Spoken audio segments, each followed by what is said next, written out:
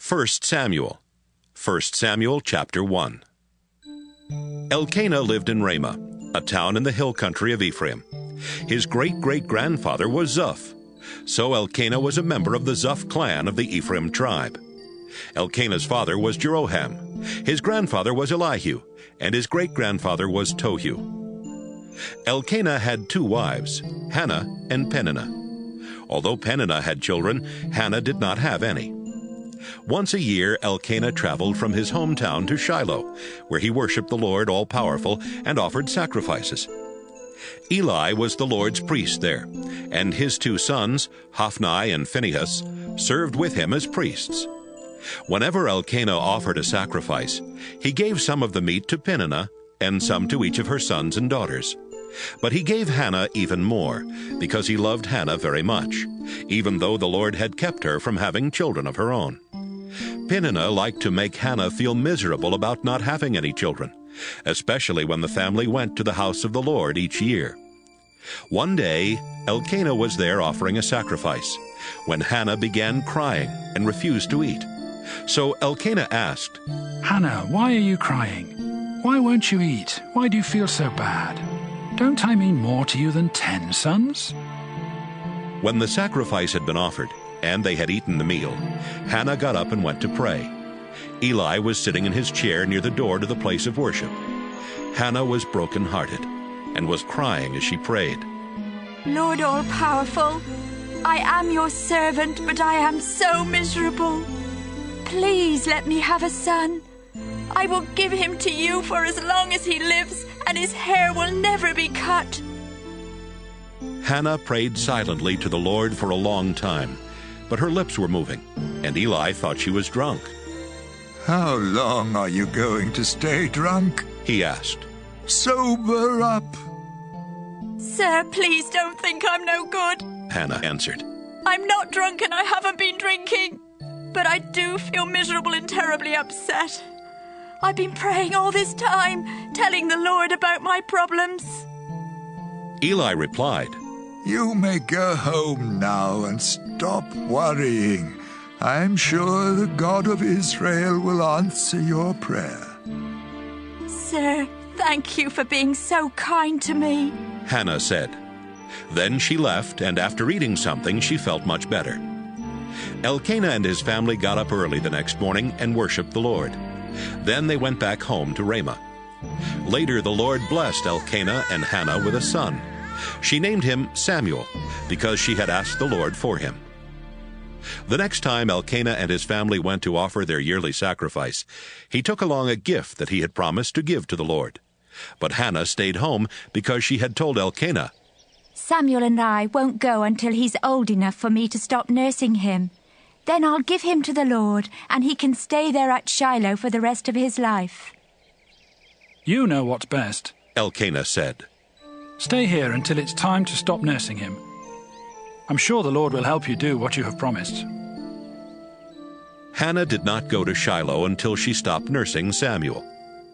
When it was the time of the year to go to Shiloh again, Hannah and Elkanah took Samuel to the Lord's house. They brought along a 3-year-old bull, a 20-pound sack of flour, and a clay jar full of wine. Hannah and Elkanah offered the bull as a sacrifice, then brought the little boy to Eli. "Sir," Hannah said, "a few years ago I stood here beside you and asked the Lord to give me a child. Here he is. The Lord gave me just what I asked for. Now I am giving him to the Lord, and he will be the Lord's servant for as long as he lives." 1 Samuel chapter 2. Elkanah worshipped the Lord there at Shiloh, and Hannah prayed, "You make me strong and happy, Lord. You rescued me. Now I can be glad and laugh at my enemies. No other God is like you. We're safer with you than on a high mountain. I can tell those proud people, 'Stop your boasting. Nothing is hidden from the Lord, and he judges what we do.' Our Lord, you break the bows of warriors, but you give strength to everyone who stumbles. People who once had plenty to eat must now hire themselves out for only a piece of bread. but you give the hungry more than enough to eat. A woman did not have a child, and you gave her 7, but a woman who had many was left with none. You take away life, and you give life. You send people down to the world of the dead and bring them back again. Our Lord, you are the one who makes us rich or poor. You put some in high positions and bring disgrace on others. You lift the poor and homeless out of the garbage dump and give them places of honor in royal palaces. You set the world on foundations, and they belong to you. You protect your loyal people, but everyone who is evil will die in darkness. We cannot win a victory by our own strength. Our Lord, those who attack you will be broken in pieces when you fight back with thunder from heaven. You will judge the whole earth and give power and strength to your chosen king. Elkanah and Hannah went back home to Ramah, but the boy Samuel stayed to help Eli serve the Lord. Eli's sons were priests, but they were dishonest and refused to obey the Lord. So, while people were boiling the meat from their sacrifices, these priests would send over a servant with a large 3-pronged fork. The servant would stick the fork into the cooking pot, and whatever meat came out on the fork was taken back to the priests. That is how these 2 priests treated every Israelite who came to offer sacrifices in Shiloh. Sometimes, when people were offering sacrifices, the servant would come over, even before the fat had been cut off and sacrificed to the Lord. Then the servant would tell them, "The priest doesn't want his meat boiled. Give him some raw meat that he can roast." Usually the people answered, "Take what you want, but first let us sacrifice the fat to the Lord." "No," the servant would reply. "If you don't give it to me now, I'll take it by force." Eli's sons did not show any respect for the sacrifices that the people offered. This was a terrible sin, and it made the Lord very angry. The boy Samuel served the Lord and wore a special linen garment and the clothes his mother made for him. She would bring new clothes every year when she and her husband came to offer sacrifices at Shiloh. Eli would always bless Elkanah and his wife and say, Samuel was born in answer to your prayers. Now you have given him to the Lord. I pray that the Lord will bless you with more children to take his place. After Eli had blessed them, Elkanah and Hannah would return home.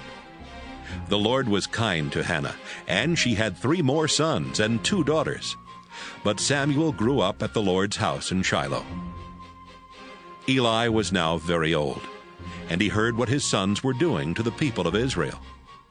Why are you doing these awful things? He asked them. I've been hearing nothing but complaints about you from all of the Lord's people. If you harm another person, God can help make things right between the 2 of you. But if you commit a crime against the Lord, no one can help you. But the Lord had already decided to kill them, so he kept them from listening to their father. Each day the Lord and his people liked Samuel more and more. One day a prophet came to Eli and gave him this message from the Lord. When your ancestors were slaves of the king of Egypt, I came and showed them who I am.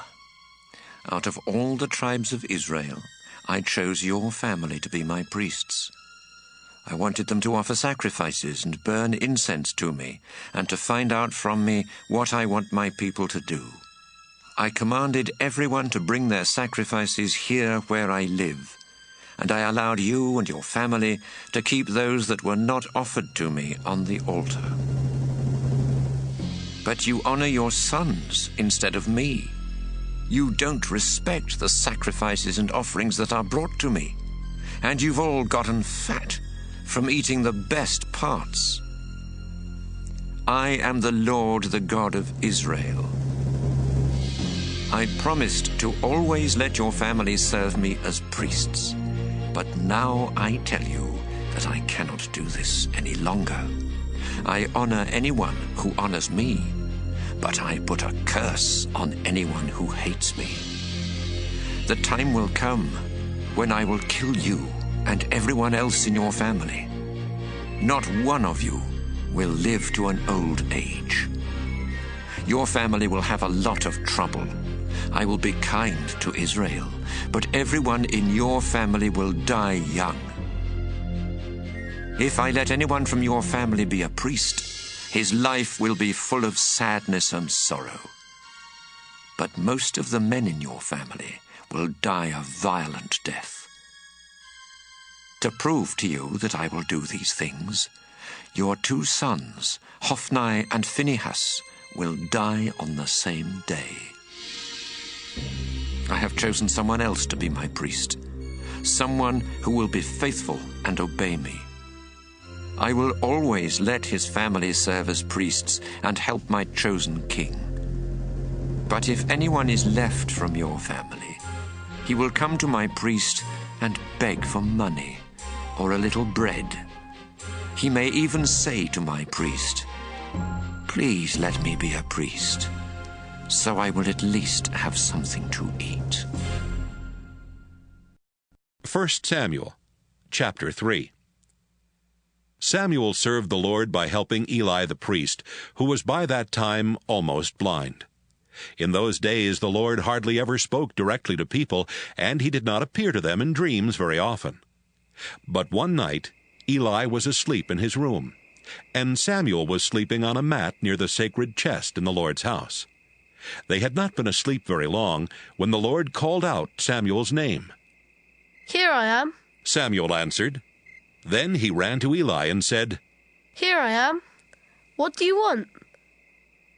I didn't call you, Eli answered. Go back to bed. Samuel went back. Again the Lord called out Samuel's name. Samuel got up and went to Eli. "Here I am," he said. "What do you want?"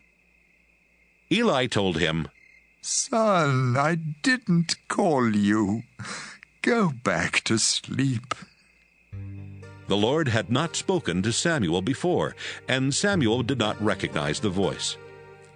When the Lord called out his name for the 3rd time, Samuel went to Eli again and said, "Here I am. What do you want?" Eli finally realized that it was the Lord who was speaking to Samuel. So he said, Go back and lie down. If someone speaks to you again, answer, I'm listening, Lord. What do you want me to do? Once again Samuel went back and lay down. The Lord then stood beside Samuel and called out as he had done before. Samuel! Samuel! "I'm listening." Samuel answered. "What do you want me to do?" The Lord said, Samuel, I'm going to do something in Israel that will shock everyone who hears about it.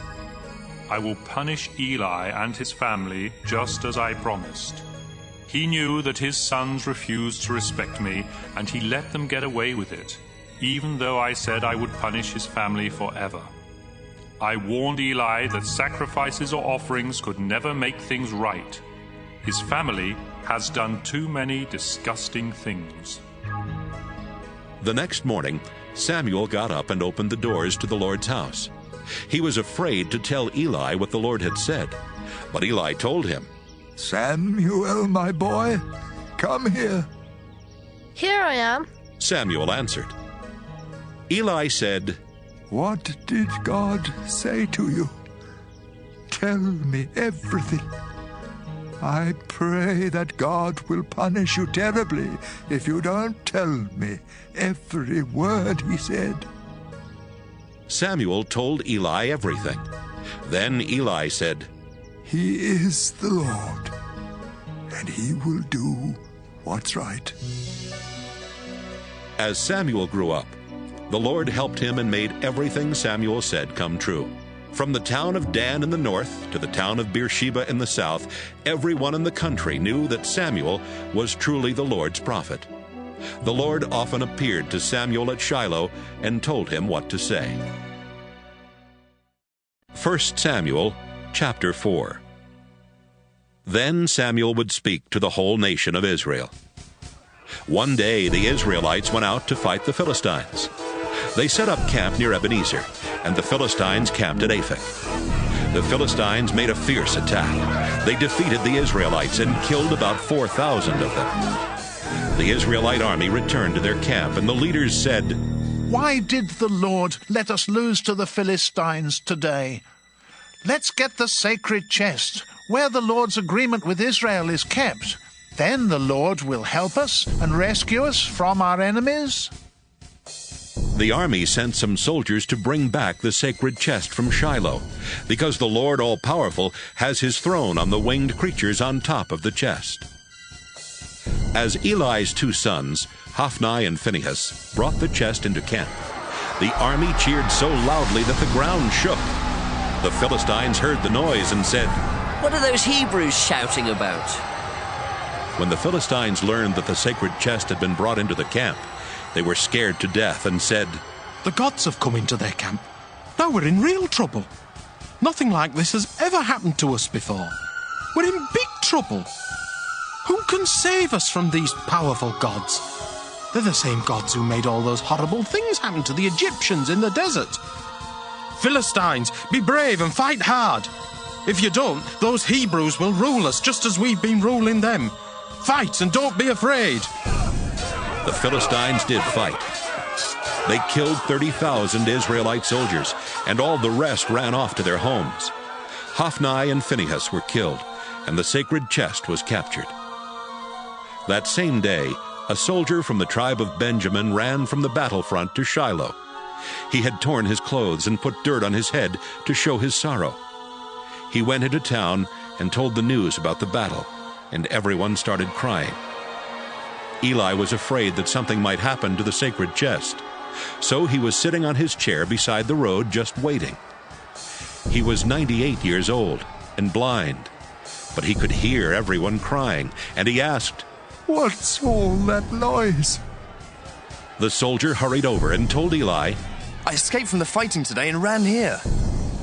"Young man, what happened?" Eli asked. "Israel ran away from the Philistines," the soldier answered. "Many of our people were killed, including your two sons, Hophni and Phinehas. But worst of all, the sacred chest was captured." Eli was still sitting on a chair beside the wall of the town gate. And when the man said that the Philistines had taken the sacred chest, Eli fell backward. He was a very heavy old man, and the fall broke his neck and killed him. He had been a leader of Israel for 40 years. The wife of Phinehas was about to give birth, and soon after she heard that the sacred chest had been captured and that her husband and his father had died, her baby came. The birth was very hard, and she was dying. But the women taking care of her said, "Don't be afraid, it's a boy." She didn't pay any attention to them. Instead, she kept thinking about losing her husband and her father-in-law. So she said, "My son will be named Ichabod, because the glory of Israel left our country when the sacred chest was captured." 1 Samuel chapter 5. The Philistines took the sacred chest from near Ebenezer to the town of Ashdod. They brought it into the temple of their god Dagon and put it next to the statue of Dagon, which they worshipped. When the people of Ashdod got up early the next morning, they found the statue lying face down on the floor in front of the sacred chest. They put the statue back where it belonged, but early the next morning it had fallen over again and was lying face down on the floor in front of the chest. The body of the statue was still in one piece, but its head and both hands had broken off and were lying on the stone floor in the doorway. This is the reason the priests and everyone else step over that part of the doorway when they enter the temple of Dagon in Ashdod. The Lord caused a lot of trouble for the people of Ashdod and their neighbors. He made sores break out all over their bodies, and everyone was in a panic. Finally, they said, "The God of Israel did this. He's the one who caused all this trouble for us and our god Dagon. We've got to get rid of this chest." The people of Ashdod had all the Philistine rulers come to Ashdod, and they asked them, "What can we do with the sacred chest that belongs to the God of Israel?" Send it to Gath. The rulers answered.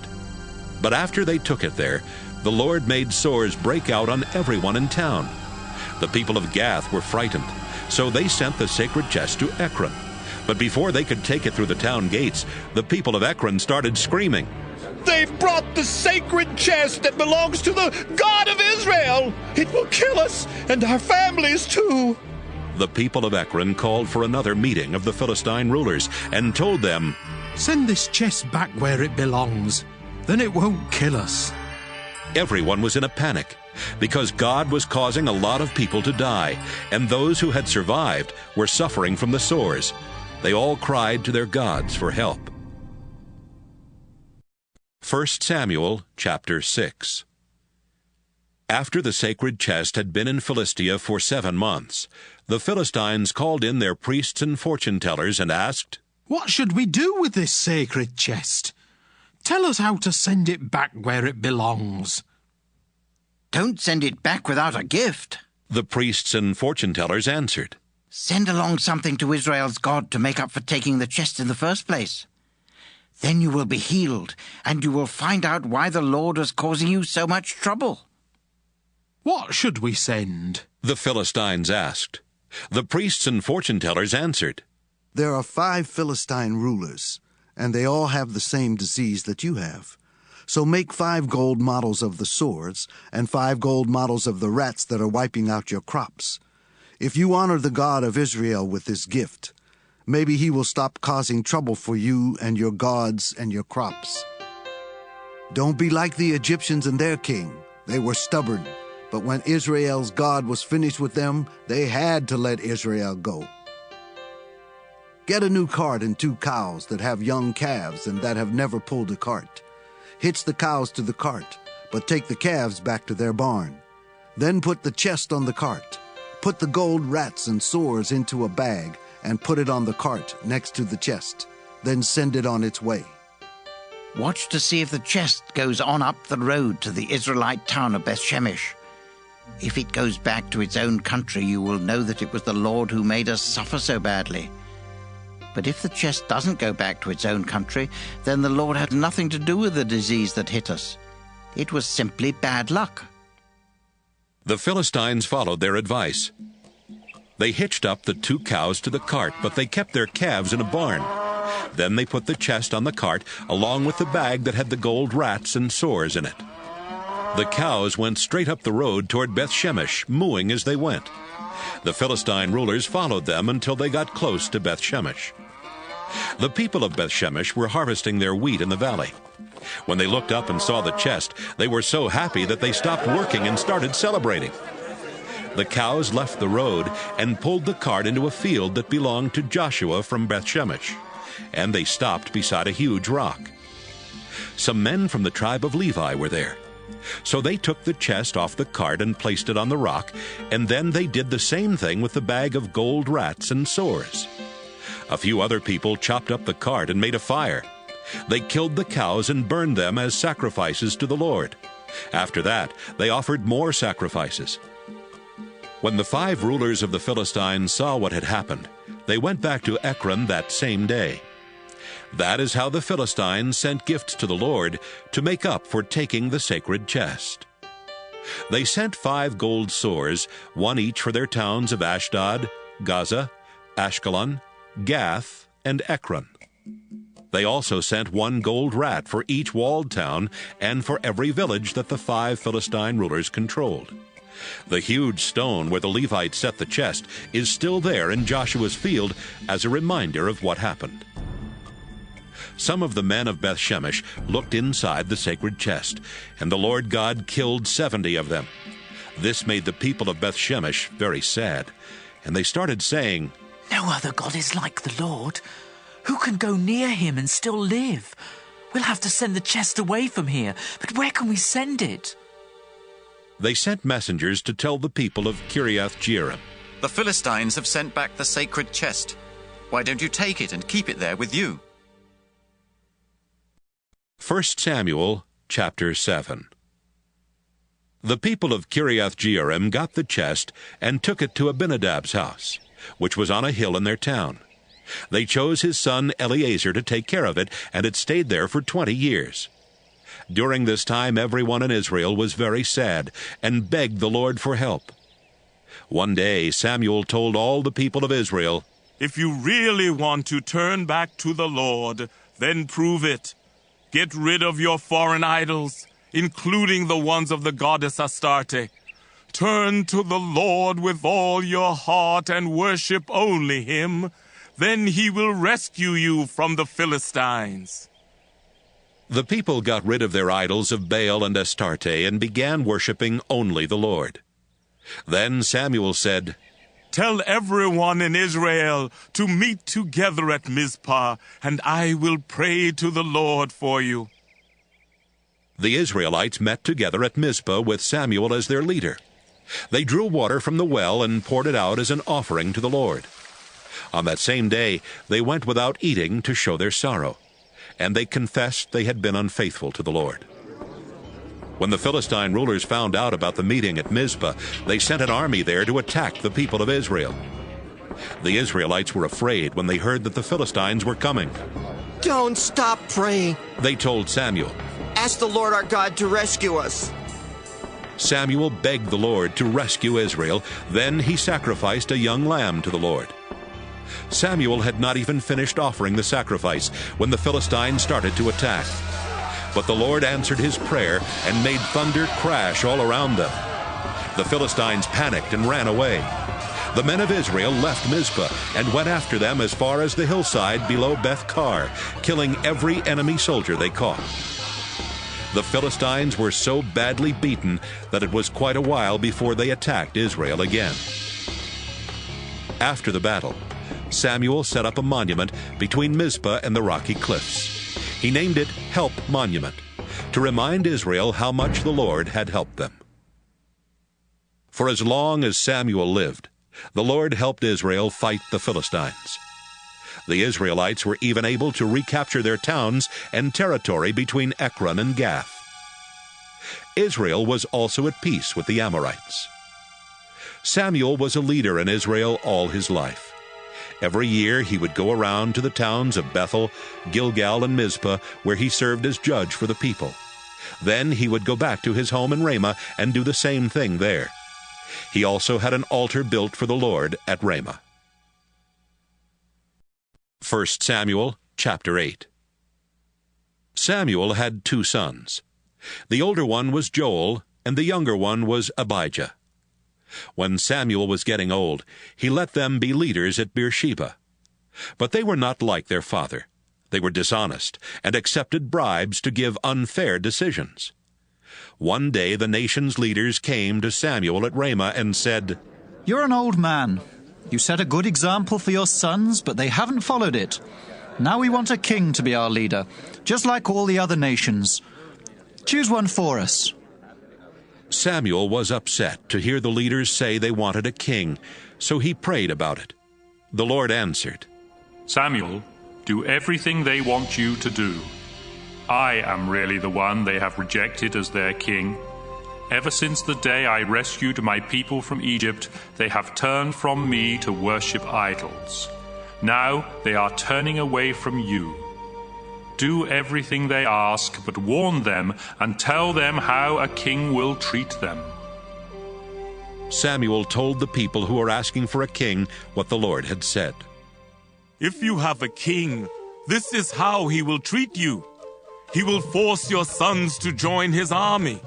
Some of them will ride in his chariots, some will serve in the cavalry, and others will run ahead of his own chariot.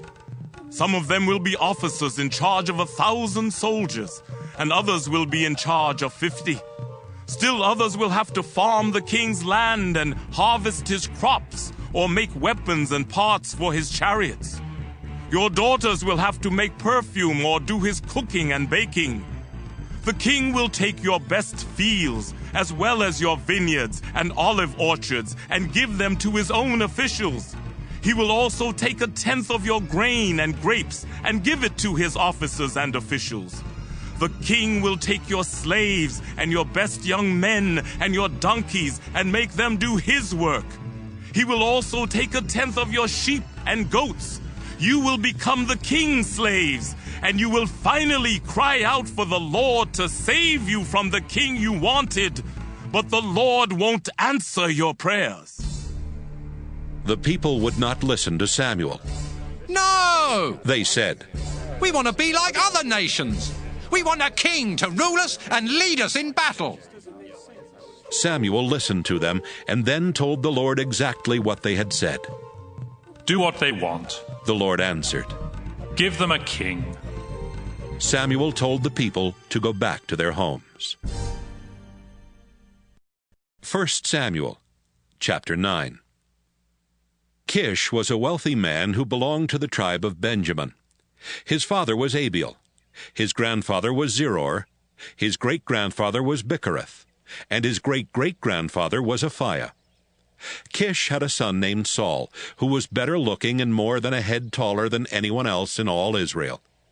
Kish owned some donkeys, but they had run off, so he told Saul, "Take one of the servants, and go, look for the donkeys." Saul and the servant went through the hill country of Ephraim and the territory of Shalisha, but they could not find the donkeys. Then they went through the territories of Shaalim and Benjamin, but still there was no sign of the donkeys. Finally, they came to the territory where the clan of Zuph lived. "Let's go back home," Saul told his servant. "If we don't go back soon, my father will stop worrying about the donkeys and start worrying about us." "Wait," the servant answered. "There's a man of God who lives in a town near here. He's amazing. Everything he says comes true. Let's talk to him. Maybe he can tell us where to look." Saul said, "How can we talk to the prophet when I don't have anything to give him? We don't even have any bread left in our sacks. What can we give him?" "I have a small piece of silver," the servant answered. "We can give him that, and then he will tell us where to look for the donkeys." "Great," Saul replied. "Let's go to the man who can see visions." He said this because in those days God would answer questions by giving visions to prophets. Saul and his servant went to the town where the prophet lived. As they were going up the hill to the town, they met some young women coming out to get water, and the two men said to them, "We're looking for the man who can see visions. Is he in town?" "Yes, he is," they replied. "He's in town today because there's going to be a sacrifice and a sacred meal at the place of worship. In fact, he's just ahead of you. Hurry! And you should find him right inside the town gate. He's on his way out to the place of worship to eat with the invited guests. They can't start eating until he blesses the sacrifice. If you go now, you should find him." They went to the town, and just as they were going through the gate, Samuel was coming out on his way to the place of worship. The day before Saul came, the Lord had told Samuel, "I've seen how my people are suffering, and I've heard their call for help. About this time tomorrow, I'll send you a man from the tribe of Benjamin who will rescue my people from the Philistines. I want you to pour olive oil on his head to show that he will be their leader." Samuel looked at Saul, and the Lord told Samuel, "This is the man I told you about. He is the one who will rule Israel." Saul went over to Samuel in the gateway and said, "A man who can see visions lives here in town. Could you tell me the way to his house?" "I am the one who sees visions," Samuel answered. "Go on up to the place of worship. You will eat with me today, and in the morning I'll answer your questions. Don't worry about your donkeys that ran off 3 days ago. They've already been found. Everything of value in Israel now belongs to you and your family." "Why are you telling me this?" Saul asked. "I'm from Benjamin, the smallest tribe in Israel, and my clan is the least important in the tribe." Samuel took Saul and his servant into the dining room at the place of worship. About 30 people were there for the dinner, but Samuel gave Saul and his servant the places of honor. Then Samuel told the cook, "I gave you the best piece of meat and told you to set it aside. Bring it here now." The cook brought the meat over and set it down in front of Saul. "This is for you," Samuel told him. "Go ahead and eat it. I had this piece saved especially for you, and I invited these guests to eat with you." After Saul and Samuel had finished eating, they went down from the place of worship and back into town. A bed was set up for Saul on the flat roof of Samuel's house, and Saul slept there. About sunrise the next morning, Samuel called up to Saul on the roof. "Time to get up. I'll help you get started on your way." Saul got up. He and Samuel left together and had almost reached the edge of town when Samuel stopped and said, "Have your servant go on. Stay here with me for a few minutes, and I'll tell you what God has told me." 1 Samuel chapter 10. After the servant had gone, Samuel took a small jar of olive oil and poured it on Saul's head. Then he kissed Saul and told him, "The Lord has chosen you to be the leader and ruler of his people. When you leave me today, you'll meet 2 men near Rachel's tomb at Zelzah, in the territory of Benjamin. They'll tell you, 'The donkeys you've been looking for have been found. Your father has forgotten about them, and now he's worrying about you. He's wondering how he can find you.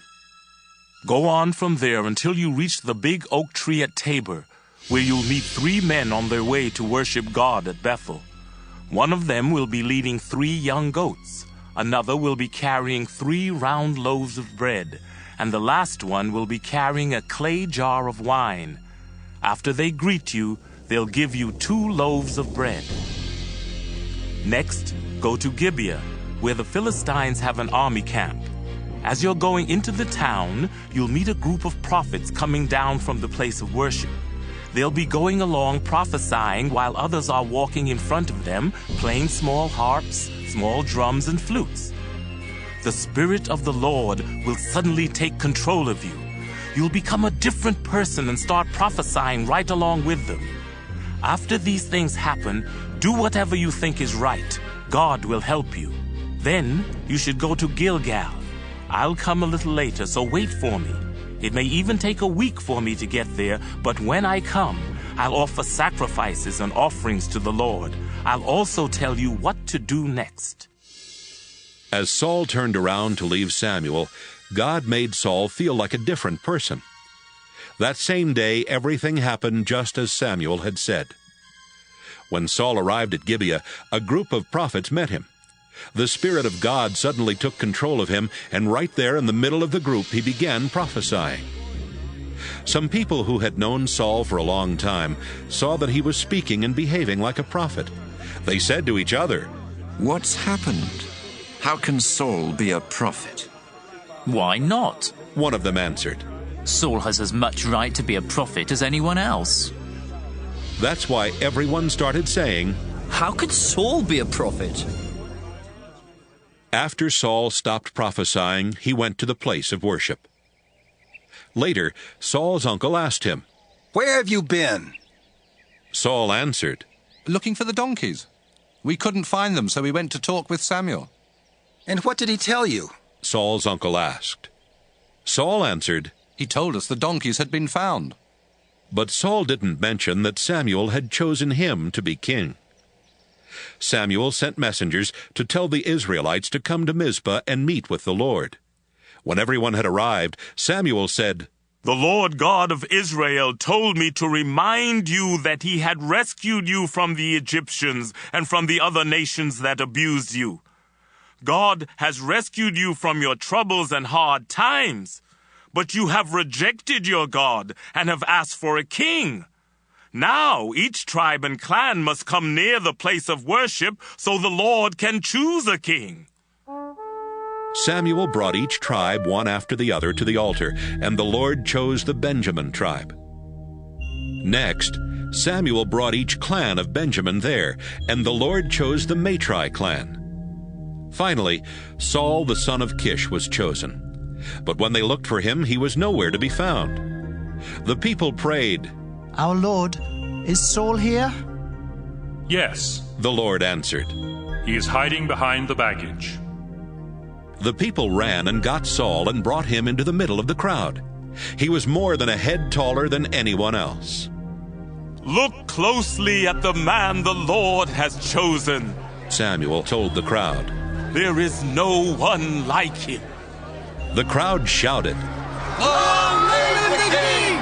Long live the king!" Samuel explained the rights and duties of a king and wrote them all in a book. He put the book in a temple building at one of the places where the Lord was worshipped. Then Samuel sent everyone home. God had encouraged some young men to become followers of Saul, and when he returned to his hometown of Gibeah, they went with him. But some worthless fools said, "How can someone like Saul rescue us from our enemies?" They did not want Saul to be their king, and so they didn't bring him any gifts. But Saul kept calm.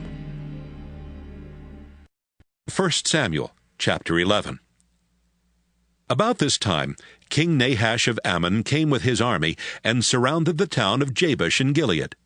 The people who lived there told Nahash, "If you will sign a peace treaty with us, you can be our ruler, and we will pay taxes to you."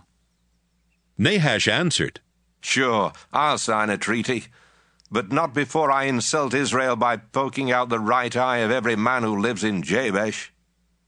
The town leaders said, "Give us 7 days so we can send messengers everywhere in Israel to ask for help. If no one comes here to save us, we will surrender to you." Some of the messengers went to Gibeah, Saul's hometown. They told what was happening at Jabesh, and everyone in Gibeah started crying. Just then Saul came in from the fields, walking behind his oxen. "Why is everyone crying?" Saul asked. They told him what the men from Jabesh had said. Then the Spirit of God suddenly took control of Saul and made him furious. Saul killed 2 of his oxen, cut them up in pieces, and gave the pieces to the messengers. He told them to show the pieces to everyone in Israel and say, "Saul and Samuel are getting an army together. Come and join them. If you don't, this is what will happen to your oxen." The Lord made the people of Israel terribly afraid. So all the men came together at Bezek. Saul had them organized and counted. There were 300,000 from Israel and 30,000 from Judah. Saul and his officers sent the messengers back to Jabesh with this promise, "We will rescue you tomorrow afternoon." The messengers went back to the people at Jabesh and told them that they were going to be rescued. Everyone was encouraged, so they told the Ammonites, "We will surrender to you tomorrow, and then you can do whatever you want to." The next day, Saul divided his army into 3 groups and attacked before daylight. They started killing Ammonites and kept it up until afternoon. A few Ammonites managed to escape, but they were scattered far from each other. The Israelite soldiers went to Samuel and demanded, "Where are the men who said they didn't want Saul to be king? Bring them to us, and we will put them to death." "No, you won't," Saul told them. "The Lord rescued Israel today, and no one will be put to death." "Come on," Samuel said. "Let's go to Gilgal and make an agreement that Saul will continue to be our king." Everyone went to the place of worship at Gilgal, where they agreed that Saul would be their king. Saul and the people sacrificed animals to ask for the Lord's blessing, and they had a big celebration. 1 Samuel chapter 12. Samuel told the Israelites, "I have given you a king just as you have asked. You have seen how I have led you ever since I was a young man. I'm already old. My hair is gray, and my own sons are grown.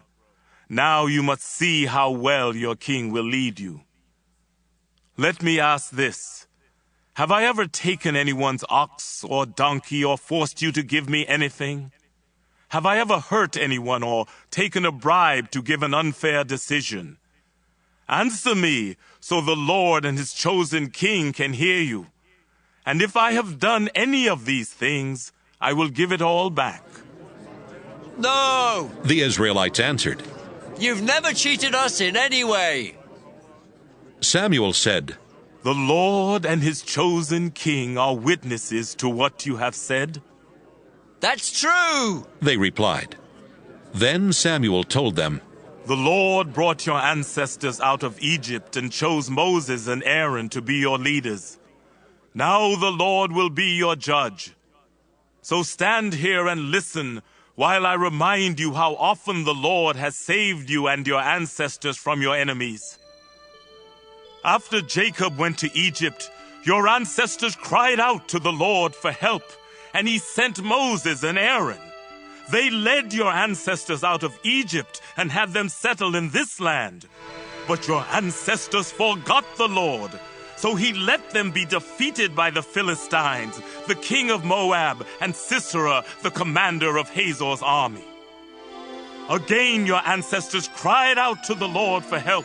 They said, "We have sinned. We stopped worshiping you, our Lord, and started worshiping Baal and Astarte. But now, if you rescue us from our enemies, we will worship you." The Lord sent Gideon, Bedan, Jephthah, and Samuel to rescue you from your enemies, and you didn't have to worry about being attacked. Then you saw King Nahash of Ammon was going to attack you. And even though the Lord your God is your king, you told me, "This time it's different. We want a king to rule us." You asked for a king and you chose one. Now he stands here where all of you can see him. But it was really the Lord who made him your king. If you and your king want to be followers of the Lord, you must worship him and do what he says. Don't be stubborn. If you're stubborn and refuse to obey the Lord, he will turn against you and your king. Just stand here and watch the Lord show his mighty power. Isn't this the dry season? I'm going to ask the Lord to send a thunderstorm. When you see it, you will realize how wrong you were to ask for a king. Samuel prayed, and that same day the Lord sent a thunderstorm. Everyone was afraid of the Lord and of Samuel. They told Samuel, "Please pray to the Lord your God for us. We don't want to die. We have sinned many times in the past, and we were very wrong to ask for a king." Samuel answered, "Even though what you did was wrong, you don't need to be afraid. But you must always follow the Lord and worship him with all your heart. Don't worship idols. They don't have any power, and they can't help you or save you when you're in trouble. But the Lord has chosen you to be his own people.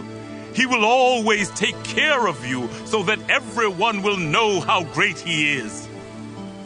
I would be disobeying the Lord if I stopped praying for you. I will always teach you how to live right. You also must obey the Lord. You must worship him with all your heart and remember the great things he has done for you. But if you and your king do evil, the Lord will wipe you out." 1 Samuel chapter 13.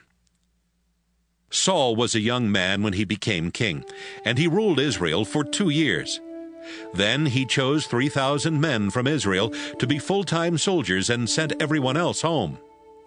2,000 of these troops stayed with him in the hills around Michmash and Bethel. The other 1,000 were stationed with Jonathan at Gibeah in the territory of Benjamin. Jonathan led an attack on the Philistine army camp at Geba. The Philistine camp was destroyed, but the other Philistines heard what had happened. Then Saul told his messengers, "Go to every village in the country. Give a signal with the trumpet, and when the people come together, tell them what has happened." The messengers then said to the people of Israel, "Saul has destroyed the Philistine army camp at Geba. Now the Philistines really hate Israel, so every town and village must send men to join Saul's army at Gilgal." The Philistines called their army together to fight Israel. They had 3,000 chariots, 6,000 cavalry, and as many foot soldiers as there are grains of sand on the beach. They went to Michmash and set up camp there east of Bethaven. The Israelite army realized that they were outnumbered and were going to lose the battle. Some of the Israelite men hid in caves or in clumps of bushes, and some ran to places where they could hide among large rocks. Others hid in tombs or in deep dry pits. Still others went to Gad and Gilead on the other side of the Jordan River. Saul stayed at Gilgal. His soldiers were shaking with fear, and they were starting to run off and leave him. Saul waited there 7 days, just as Samuel had ordered him to do, but Samuel did not come. Finally Saul commanded, Bring me some animals, so we can offer sacrifices to please the Lord and ask for his help." Saul killed one of the animals, and just as he was placing it on the altar, Samuel arrived. Saul went out to welcome him. "What have you done?" Samuel asked. Saul answered, "My soldiers were leaving in all directions, and you didn't come when you were supposed to. The Philistines were gathering at Michmash, and I was worried that they would attack me here at Gilgal. I hadn't offered a sacrifice to ask for the Lord's help, so I forced myself to offer a sacrifice on the altar fire." "That was stupid," Samuel said. "You didn't obey the Lord your God. If you had obeyed him, someone from your family would always have been king of Israel. But no, you disobeyed, and so the Lord won't choose anyone else from your family to be king. In fact, he has already chosen the one he wants to be the next leader of his people." Then Samuel left Gilgal. Part of Saul's army had not deserted him, and he led them to Gibeah in Benjamin to join his other troops. Then he counted them and found that he still had 600 men. Saul, Jonathan, and their army set up camp at Gibeah in Benjamin. The Philistine army was camped at Michmash. Each day they sent out patrols to attack and rob villages and then destroy them. One patrol would go north along the road to Ophrah in the region of Shul. Another patrol would go west along the road to Beth-horon. A third patrol would go east toward the desert on the road to the ridge that overlooks Zeboim Valley. The Philistines would not allow any Israelites to learn how to make iron tools. "If we allowed that," they said, "those worthless Israelites would make swords and spears." Whenever the Israelites wanted to get an iron point put on a cattle prod, they had to go to the Philistines. Even if they wanted to sharpen plow blades, picks, axes, sickles, and pitchforks, they still had to go to them. And the Philistines charged high prices. So whenever the Israelite soldiers had to go into battle, none of them had a sword or a spear except Saul and his son Jonathan. 1 Samuel chapter 14. The Philistines moved their camp to the pass at Michmash, and Saul was in Gibeah with his 600 men. Saul's own tent was set up under a fruit tree by the threshing place at the edge of town. Ahijah was serving as priest, and one of his jobs was to get answers from the Lord for Saul. Ahijah's father was Ahitub, and his father's brother was Ichabod.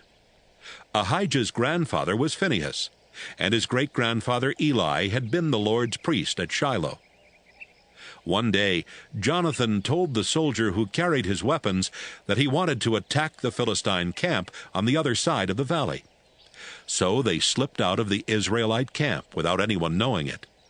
Jonathan didn't even tell his father he was leaving. Jonathan decided to get to the Philistine camp by going through the pass that led between Shiny Cliff and Michmash to the north, and Thornbush Cliff and Gibeah to the south. Jonathan and the soldier who carried his weapons talked as they went toward the Philistine camp. "It's just the two of us against all those godless men," Jonathan said. "But the Lord can help a few soldiers win a battle just as easily as he can help a whole army. Maybe the Lord will help us win this battle." "Do whatever you want," the soldier answered. "I'll be right there with you." "This is what we'll do," Jonathan said. "We'll go across and let them see us. If they agree to come down the hill and fight where we are, then we won't climb up to their camp. But we will go if they tell us to come up the hill and fight. That will mean the Lord is going to help us win." Jonathan and the soldier stood at the bottom of the hill where the Philistines could see them. The Philistines said, "Look! Those worthless Israelites have crawled out of the holes where they've been hiding." Then they yelled down to Jonathan and the soldier, "Come up here, and we will teach you a thing or two." Jonathan turned to the soldier and said, "Follow me. The Lord is going to let us win." Jonathan crawled up the hillside with the soldier right behind him. When they got to the top, Jonathan killed the Philistines who attacked from the front, and the soldier killed those who attacked from behind. Before they had gone 100 feet, they had killed about 20 Philistines. The whole Philistine army panicked. those in camp, those on guard duty, those in the fields, and those on raiding patrols. All of them were afraid and confused. Then God sent an earthquake, and the ground began to tremble. Saul's lookouts at Geba saw that the Philistine army was running in every direction like melted wax. Saul told his officers, "Call the roll and find out who left our camp." When they had finished, they found out that Jonathan and the soldier who carried his weapons were missing. At that time, Ahijah was serving as priest for the army of Israel, and Saul told him, "Come over here. Let's ask God what we should do." Just as Saul finished saying this, he could see that the Philistine army camp was getting more and more confused, and he said, "Ahijah, never mind." Saul quickly called his army together, then led them to the Philistine camp. By this time, the Philistines were so confused they were killing each other. There were also some hired soldiers in the Philistine camp, who now switched to Israel's side and fought for Saul and Jonathan. Many Israelites had been hiding in the hill country of Ephraim, and when they heard that the Philistines were running away, they came out of hiding and joined in chasing the Philistines. So the Lord helped Israel win the battle that day. Saul had earlier told his soldiers, "I want to get even with those Philistines by sunset. If any of you eat before then, you will be under a curse." So he made them swear not to eat. By the time the fighting moved past Beth-aven, the Israelite troops were weak from hunger. The army and the people who lived nearby had gone into a forest, and they came to a place where honey was dripping on the ground.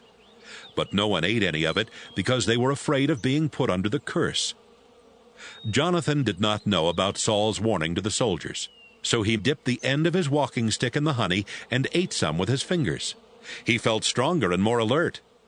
Then a soldier told him, "Your father swore that anyone who ate food today would be put under a curse, and we agreed not to eat. That's why we're so weak." Jonathan said, "My father has caused you a lot of trouble. Look at me. I had only a little of this honey, but already I feel strong and alert. I wish you'd eaten some of the food the Philistines left behind. We would have been able to kill a lot more of them." By evening, the Israelite army was exhausted from killing Philistines all the way from Michmash to Ajalon.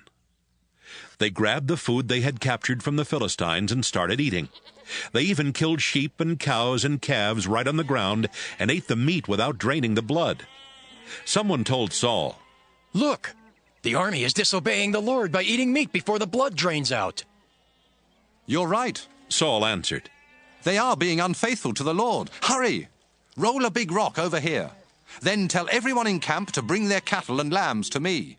They can kill the animals on this rock, then eat the meat. That way no one will disobey the Lord by eating meat with blood still in it." That night the soldiers brought their cattle over to the big rock and killed them there. It was the first altar Saul had built for offering sacrifices to the Lord. Saul said, "Let's attack the Philistines again while it's still dark.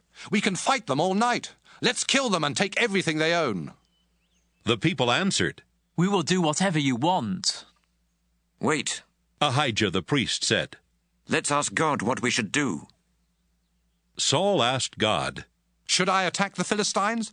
Will you help us win?" This time God did not answer. Saul called his army officers together and said, "We have to find out what sin has kept God from answering. I swear by the living Lord that whoever sinned must die, even if it turns out to be my own son Jonathan." No one said a word. Saul told his army, "You stand on that side of the priest, and Jonathan and I will stand on the other side." Everyone agreed. Then Saul prayed, "Our Lord, God of Israel, why haven't you answered me today? Please show us who sinned. Was it my son Jonathan and I, or was it your people Israel?" The answer came back that Jonathan or Saul had sinned, not the army. Saul told Ahijah, "Now ask the Lord to decide between Jonathan and me." The answer came back that Jonathan had sinned. "Jonathan," Saul exclaimed, "tell me what you did." "I dipped the end of my walking stick in some honey and ate a little. Now you say I have to die?" Yes, Jonathan. I swear to God that you must die. No! The soldiers shouted. God help Jonathan win the battle for us. We won't let you kill him. We swear to the Lord that we won't let you kill him or even lay a hand on him. So the army kept Saul from killing Jonathan. Saul stopped hunting down the Philistines, and they went home. When Saul became king, the Moabites, the Ammonites, the Edomites, the kings of Zobah, the Philistines, and the Amalekites had all been robbing the Israelites. Saul fought back against these enemies and stopped them from robbing Israel. He was a brave commander and always won his battles. Saul's wife was Ahinoam, the daughter of Ahimaaz. They had 3 sons, Jonathan, Ishvi, and Malchishua. They also had 2 daughters. The older one was Merab, and the younger one was Michal. Abner, Saul's cousin, was the commander of the army. Saul's father Kish and Abner's father Ner were sons of Abiel. Saul was at war with the Philistines for as long as he lived. Whenever he found a good warrior or a brave man, Saul made him join his army. 1 Samuel chapter 15.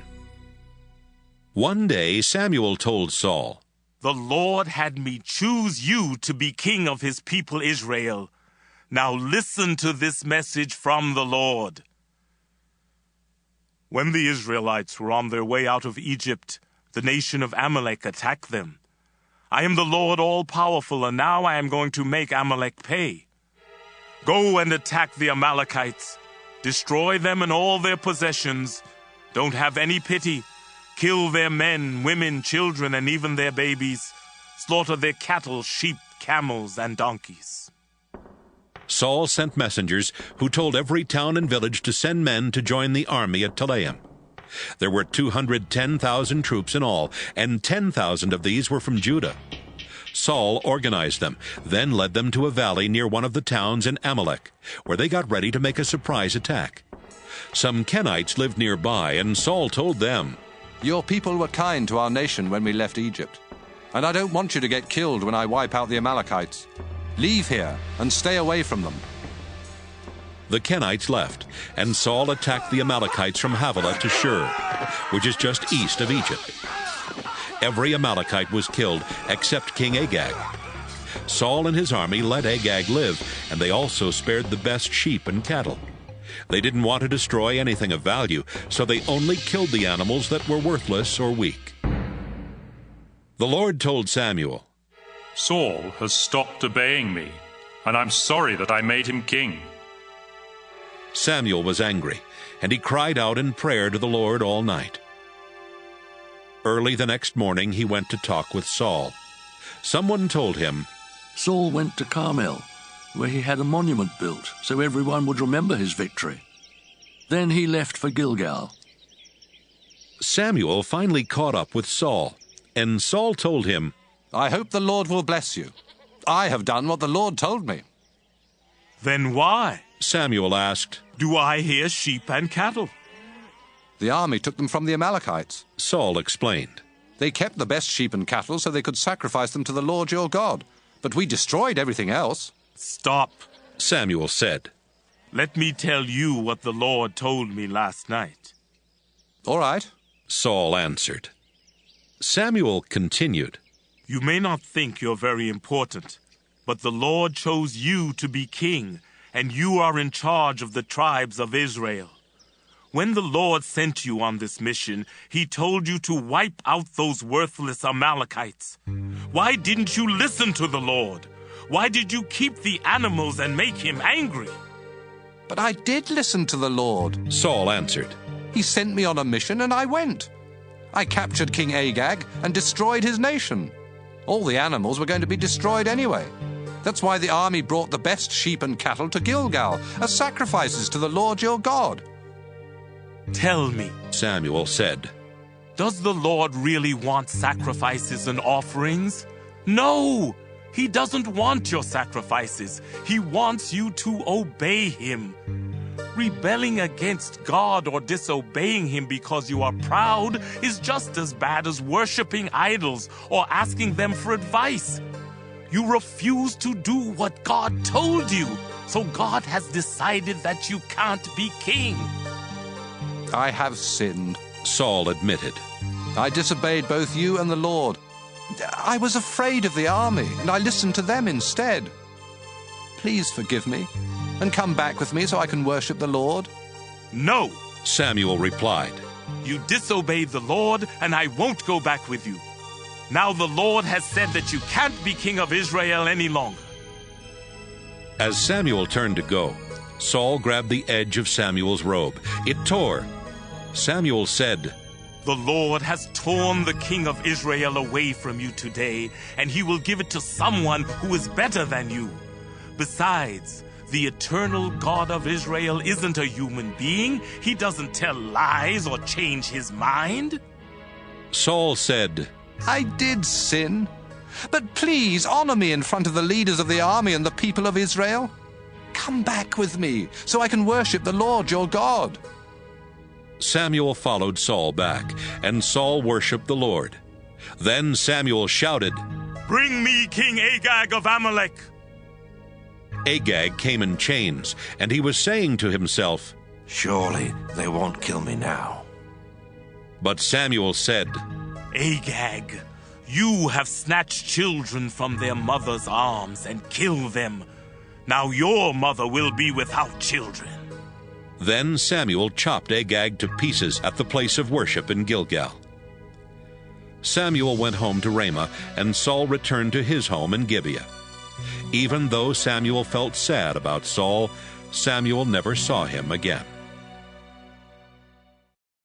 1 Samuel chapter 16. The Lord was sorry he had made Saul the king of Israel. One day he said, Samuel, I've rejected Saul, and I refuse to let him be king any longer. Stop feeling sad about him. Put some olive oil in a small container, and go and visit a man named Jesse, who lives in Bethlehem. I've chosen one of his sons to be my king.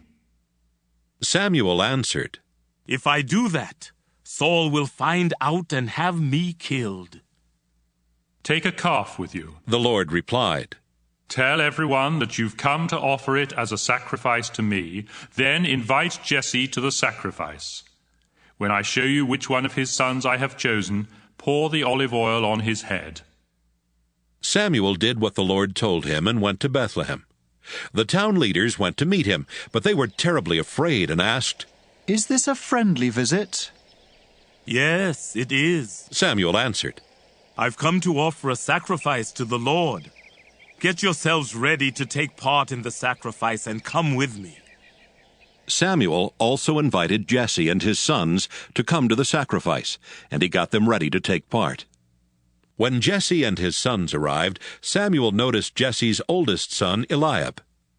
He has to be the one the Lord has chosen, Samuel said to himself.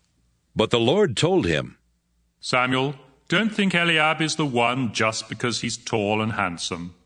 He isn't the one I've chosen. People judge others by what they look like, but I judge people by what is in their hearts. Jesse told his son Abinadab to go over to Samuel, but Samuel said, No, the Lord hasn't chosen him. Next, Jesse sent his son Shammah to him, and Samuel said, The Lord hasn't chosen him either. Jesse had all 7 of his sons go over to Samuel. Finally, Samuel said, Jesse, the Lord hasn't chosen any of these young men. Do you have any more sons? Yes, Jesse answered. My youngest son David is out taking care of the sheep. Send for him, Samuel said. We won't start the ceremony until he gets here. Jesse sent for David. He was a healthy, good-looking boy with a sparkle in his eyes. As soon as David came, the Lord told Samuel, He's the one. Get up and pour the olive oil on his head. Samuel poured the oil on David's head while his brothers watched. At that moment, the Spirit of the Lord took control of David and stayed with him from then on. Samuel returned home to Ramah. The Spirit of the Lord had left Saul, and an evil spirit from the Lord was terrifying him. It's an evil spirit from God that's frightening you. Saul's officials told him, Your Majesty, let us go and look for someone who is good at playing the harp. He can play for you whenever the evil spirit from God bothers you, and you'll feel better. All right, Saul answered. Find me someone who is good at playing the harp and bring him here. A man named Jesse who lives in Bethlehem has a son who can play the harp. One official said. He's a brave warrior, he's good-looking, he can speak well, and the Lord is with him. Saul sent a message to Jesse. Tell your son David to leave your sheep and come here to me. Jesse loaded a donkey with bread and a goatskin full of wine. Then he told David to take the donkey and a young goat to Saul. David went to Saul and started working for him. Saul liked him so much that he put David in charge of carrying his weapons. Not long after this, Saul sent another message to Jesse. I really like David. Please let him stay with me. Whenever the evil spirit from God bothered Saul, David would play his harp. Saul would relax and feel better, and the evil spirit would go away. 1 Samuel chapter 17. The Philistines got ready for war, and brought their troops together to attack the town of Soko in Judah. They set up camp at Ephes-dammim, between Soko and Azekah. King Saul and the Israelite army set up camp on a hill overlooking Elah Valley, and they got ready to fight the Philistine army that was on a hill on the other side of the valley. The Philistine army had a hero named Goliath, who was from the town of Gath, and was over 9 feet tall. He wore a bronze helmet and had bronze armor to protect his chest and legs. The chest armor alone weighed about 125 pounds. He carried a bronze sword strapped on his back, and his spear was so big that the iron spearhead alone weighed more than 15 pounds. A soldier always walked in front of Goliath to carry his shield. Goliath went out and shouted to the army of Israel, Why are you lining up for battle? I'm the best soldier in our army, and all of you are in Saul's army. Choose your best soldier to come out and fight me. If he can kill me, our people will be your slaves. But if I kill him, your people will be our slaves. Here and now, I challenge Israel's whole army. Choose someone to fight me. Saul and his men heard what Goliath said, but they were so frightened of Goliath that they couldn't do a thing. David's father Jesse was an old man who belonged to the Ephrathah clan and lived in Bethlehem in Judah. Jesse had 8 sons. The oldest was Eliab, the next was Abinadab, and Shammah was the third. The 3 of them had gone off to fight in Saul's army. David was Jesse's youngest son. He took care of his father's sheep and went back and forth between Bethlehem and Saul's camp. Goliath came out and gave his challenge every morning and every evening for 40 days.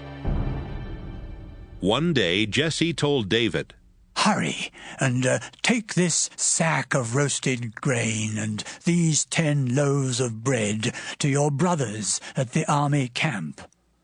And here are 10 large chunks of cheese to take to their commanding officer.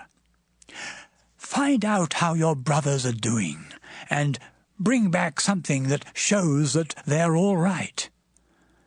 They're with Saul's army, fighting the Philistines in Elah Valley. David obeyed his father. He got up early the next morning and left someone else in charge of the sheep. Then he loaded the supplies and started off. He reached the army camp just as the soldiers were taking their places and shouting the battle cry. The army of Israel and the Philistine army stood there facing each other. David left his things with the man in charge of supplies and ran up to the battle line to ask his brothers if they were well. While David was talking with them, Goliath came out from the line of Philistines and started boasting as usual. David heard him. When the Israelite soldiers saw Goliath, they were scared and ran off. They said to each other, "Look how he keeps coming out to insult us. The king is offering a big reward to the man who kills Goliath.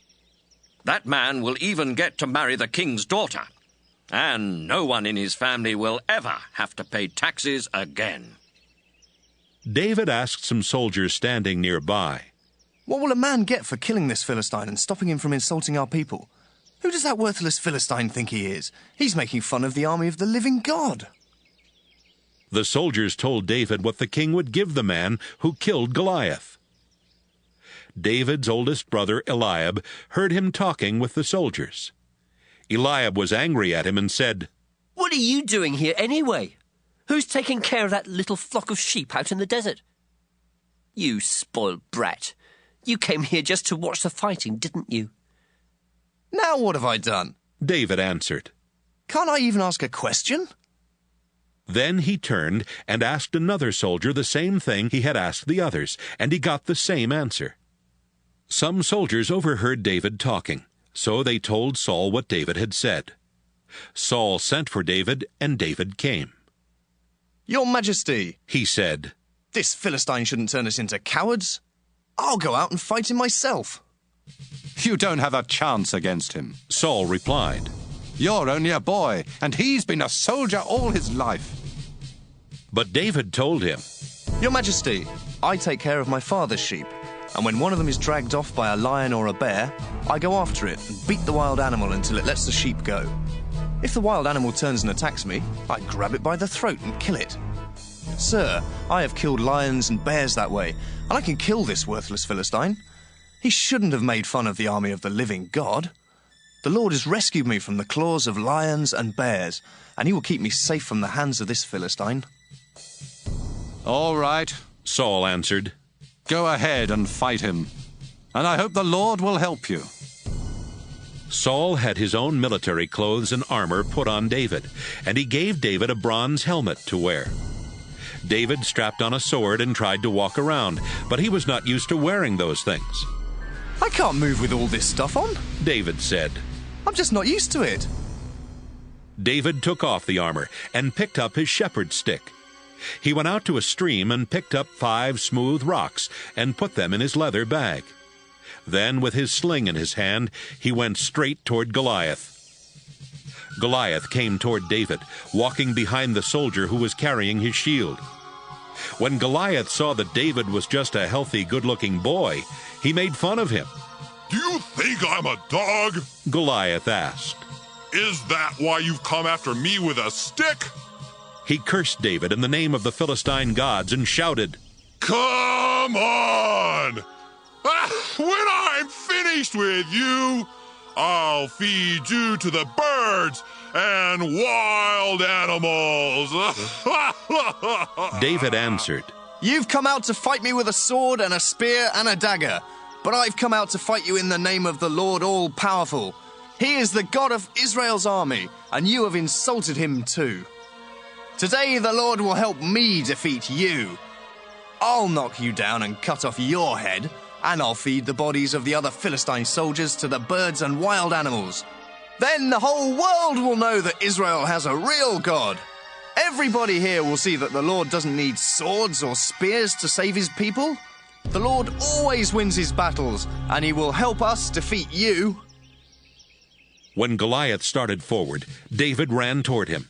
He put a rock in his sling and swung the sling around by its straps. When he let go of one strap, the rock flew out and hit Goliath in the forehead. It cracked his skull, and he fell face down on the ground.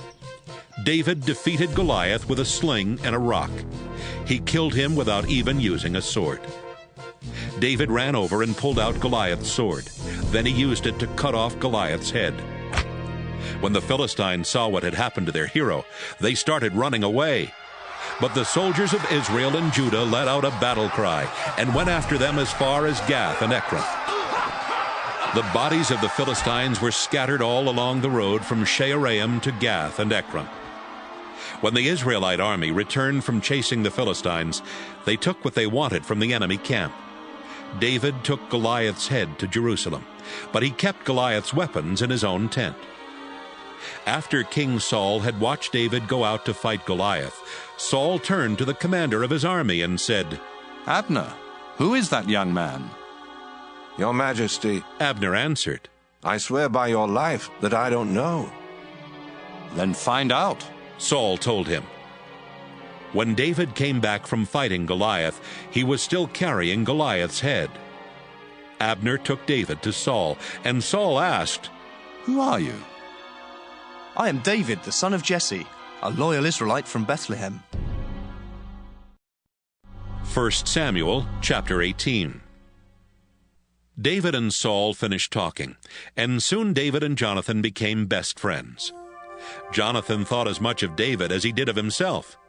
From that time on, Saul kept David in his service and would not let David go back to his own family.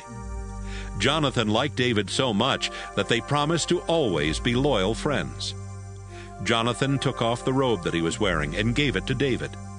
He also gave him his military clothes, his sword, his bow and arrows, and his belt. David was a success in everything that Saul sent him to do, and Saul made him a high officer in his army. That pleased everyone, including Saul's other officers. David had killed Goliath, the battle was over, and the Israelite army set out for home. As the army went along, women came out of each Israelite town to welcome King Saul. They were singing happy songs and dancing to the music of tambourines and harps. They sang, Saul has killed 1,000 enemies. David has killed 10,000 enemies. This song made Saul very angry, and he thought, They are saying that David has killed 10 times more enemies than I ever did. Next, they will want to make him king. Saul never again trusted David. The next day, the Lord let an evil spirit take control of Saul, and he began acting like a crazy man inside his house. David came to play the harp for Saul as usual, but this time Saul had a spear in his hand. Saul thought, I'll pin David to the wall. He threw the spear at David twice, but David dodged and got away both times. Saul was afraid of David because the Lord was helping David and was no longer helping him. Saul put David in charge of 1,000 soldiers and sent him out to fight. The Lord helped David, and he and his soldiers always won their battles. This made Saul even more afraid of David. But everyone else in Judah and Israel was loyal to David because he led the army in battle. One day, Saul told David, If you'll be brave and fight the Lord's battles for me, I'll let you marry my oldest daughter, Merab. But Saul was really thinking, I don't want to kill David myself, so I'll let the Philistines do it for me. David answered, How could I possibly marry your daughter? I'm not very important, and neither is my family. But when the time came for David to marry Saul's daughter Merab, Saul told her to marry Adriel from the town of Meholah. Saul had another daughter. Her name was Michal, and Saul found out that she was in love with David. This made Saul happy, and he thought, I'll tell David he can marry Michal, but I'll set it up so that the Philistines will kill him. He told David, I'm going to give you a second chance to marry one of my daughters. Saul ordered his officials to speak to David in private, so they went to David and said, Look, the king likes you, and all of his officials are loyal to you. Why not ask the king if you can marry his daughter Michal? I'm not rich or famous enough to marry Princess Michal, David answered. The officials went back to Saul and told him exactly what David had said. Saul was hoping that the Philistines would kill David, and he told his officials to tell David, The king doesn't want any silver or gold. He only wants to get even with his enemies. All you have to do is to bring back proof that you have killed 100 Philistines. The officials told David, and David wanted to marry the princess. King Saul had set a time limit, and before it ran out, David and his men left and killed 200 Philistines. He brought back the proof and showed it to Saul so he could marry Michal. Saul agreed to let David marry Michal. Saul knew that she loved David, and he also realized that the Lord was helping David. But knowing those things made Saul even more afraid of David, and he was David's enemy for the rest of his life. The Philistine rulers kept coming to fight Israel, but whenever David fought them, he won. He was famous because he won more battles against the Philistines than any of Saul's other officers. 1 Samuel chapter 19. One day Saul told his son Jonathan and his officers to kill David. But Jonathan liked David a lot, and he warned David, "My father is trying to have you killed, so be very careful. Hide in a field tomorrow morning, and I'll bring him there. Then I'll talk to him about you, and if I find out anything, I'll let you know." The next morning, Jonathan reminded Saul about the many good things David had done for him. Then he said, "Why do you want to kill David? He hasn't done anything to you. He has served in your army and has always done what's best for you. He even risked his life to kill Goliath. The Lord helped Israel win a great victory that day, and it made you happy." Saul agreed and promised, "I swear by the living Lord that I won't have David killed." Jonathan called to David and told him what Saul had said. Then he brought David to Saul, and David served in Saul's army just as he had done before. The next time there was a war with the Philistines, David fought hard and forced them to retreat. One night, David was in Saul's home, playing the harp for him. Saul was sitting there holding a spear when an evil spirit from the Lord took control of him. Saul tried to pin David to the wall with the spear, but David dodged and it stuck in the wall. David ran out of the house and escaped. Saul sent guards to watch David's house all night and then to kill him in the morning. Michal, David's wife, told him, "If you don't escape tonight, they'll kill you tomorrow." She helped David go through a window and climb down to the ground. As David ran off, Michal put a statue in his bed. She put goat hair on its head and dressed it in some of David's clothes. The next morning, Saul sent guards to arrest David, but Michal told them, "David is sick." Saul sent the guards back and told them, "Get David out of his bed and bring him to me so I can have him killed." When the guards went in, all they found in the bed was the statue with the goat hair on its head. "Why have you tricked me this way?" Saul asked Michal. "You helped my enemy get away." She answered, "He said he would kill me if I didn't help him escape." Meanwhile, David went to Samuel at Ramah and told him what Saul had done. Then Samuel and David went to Prophet's village and stayed there. Someone told Saul, "David is at Prophet's village, in Ramah." Saul sent a few soldiers to bring David back. They went to Ramah and found Samuel in charge of a group of prophets who were all prophesying. Then the Spirit of God took control of the soldiers, and they started prophesying too. When Saul heard what had happened, he sent another group of soldiers, but they prophesied the same way. He sent a third group of soldiers, but the same thing happened to them. Finally, Saul left for Ramah himself. He went as far as the deep pit at the town of CEV, and he asked, "Where are Samuel and David?" "At Prophet's village in Ramah." The people answered. Saul left for Ramah, but as he walked along, the Spirit of God took control of him, and he started prophesying. Then, when he reached Prophet's village, he stripped off his clothes and prophesied in front of Samuel. He dropped to the ground and lay there naked all day and night. That's how the saying started, "Is Saul now a prophet?" 1 Samuel chapter 20. David escaped from Prophet's village. Then he ran to see Jonathan and asked, "Why does your father Saul want to kill me? What have I done wrong?" "My father can't be trying to kill you. He never does anything without telling me about it. Why would he hide this from me? It can't be true." "Jonathan, I swear it's true. But your father knows how much you like me, and he didn't want to break your heart. That's why he didn't tell you. I swear by the living Lord and by your own life that I am only one step ahead of death." Then Jonathan said, "Tell me what to do, and I'll do it."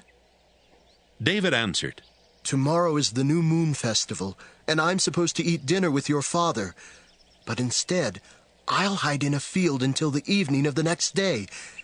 If Saul wonders where I am, tell him, David asked me to let him go to his hometown of Bethlehem, so he could take part in a sacrifice his family makes there every year. If your father says it's all right, then I'm safe. But if he gets angry, you'll know he wants to harm me. Be kind to me. After all, it was your idea to promise the Lord that we would always be loyal friends. If I've done anything wrong, kill me yourself, but don't hand me over to your father. Don't worry, Jonathan said. If I find out that my father wants to kill you, I'll certainly let you know. How will you do that? David asked. Let's go out to this field and I'll tell you. Jonathan answered. When they got there, Jonathan said, I swear by the Lord God of Israel that 2 days from now I'll know what my father is planning. Of course, I'll let you know if he's friendly toward you. But if he wants to harm you, I promise to tell you and help you escape. And I ask the Lord to punish me severely if I don't keep my promise. I pray that the Lord will bless you, just as he used to bless my father. Someday the Lord will wipe out all of your enemies. Then, if I'm still alive, please be as kind to me as the Lord has been. But if I'm dead, be kind to my family. Jonathan and David made an agreement that even David's descendants would have to keep. Then Jonathan said, I pray that the Lord will take revenge on your descendants if they break our promise. Jonathan thought as much of David as he did of himself. So he asked David to promise once more that he would be a loyal friend. After this, Jonathan said, Tomorrow is the New Moon Festival, and people will wonder where you are because your place will be empty. And by the day after tomorrow, everyone will think you've been gone a long time. Then go to the place where you hid before and stay beside Going Away Rock. I'll shoot 3 arrows at a target off to the side of the rock and send my servant to find the arrows. You'll know if it's safe to come out by what I tell him.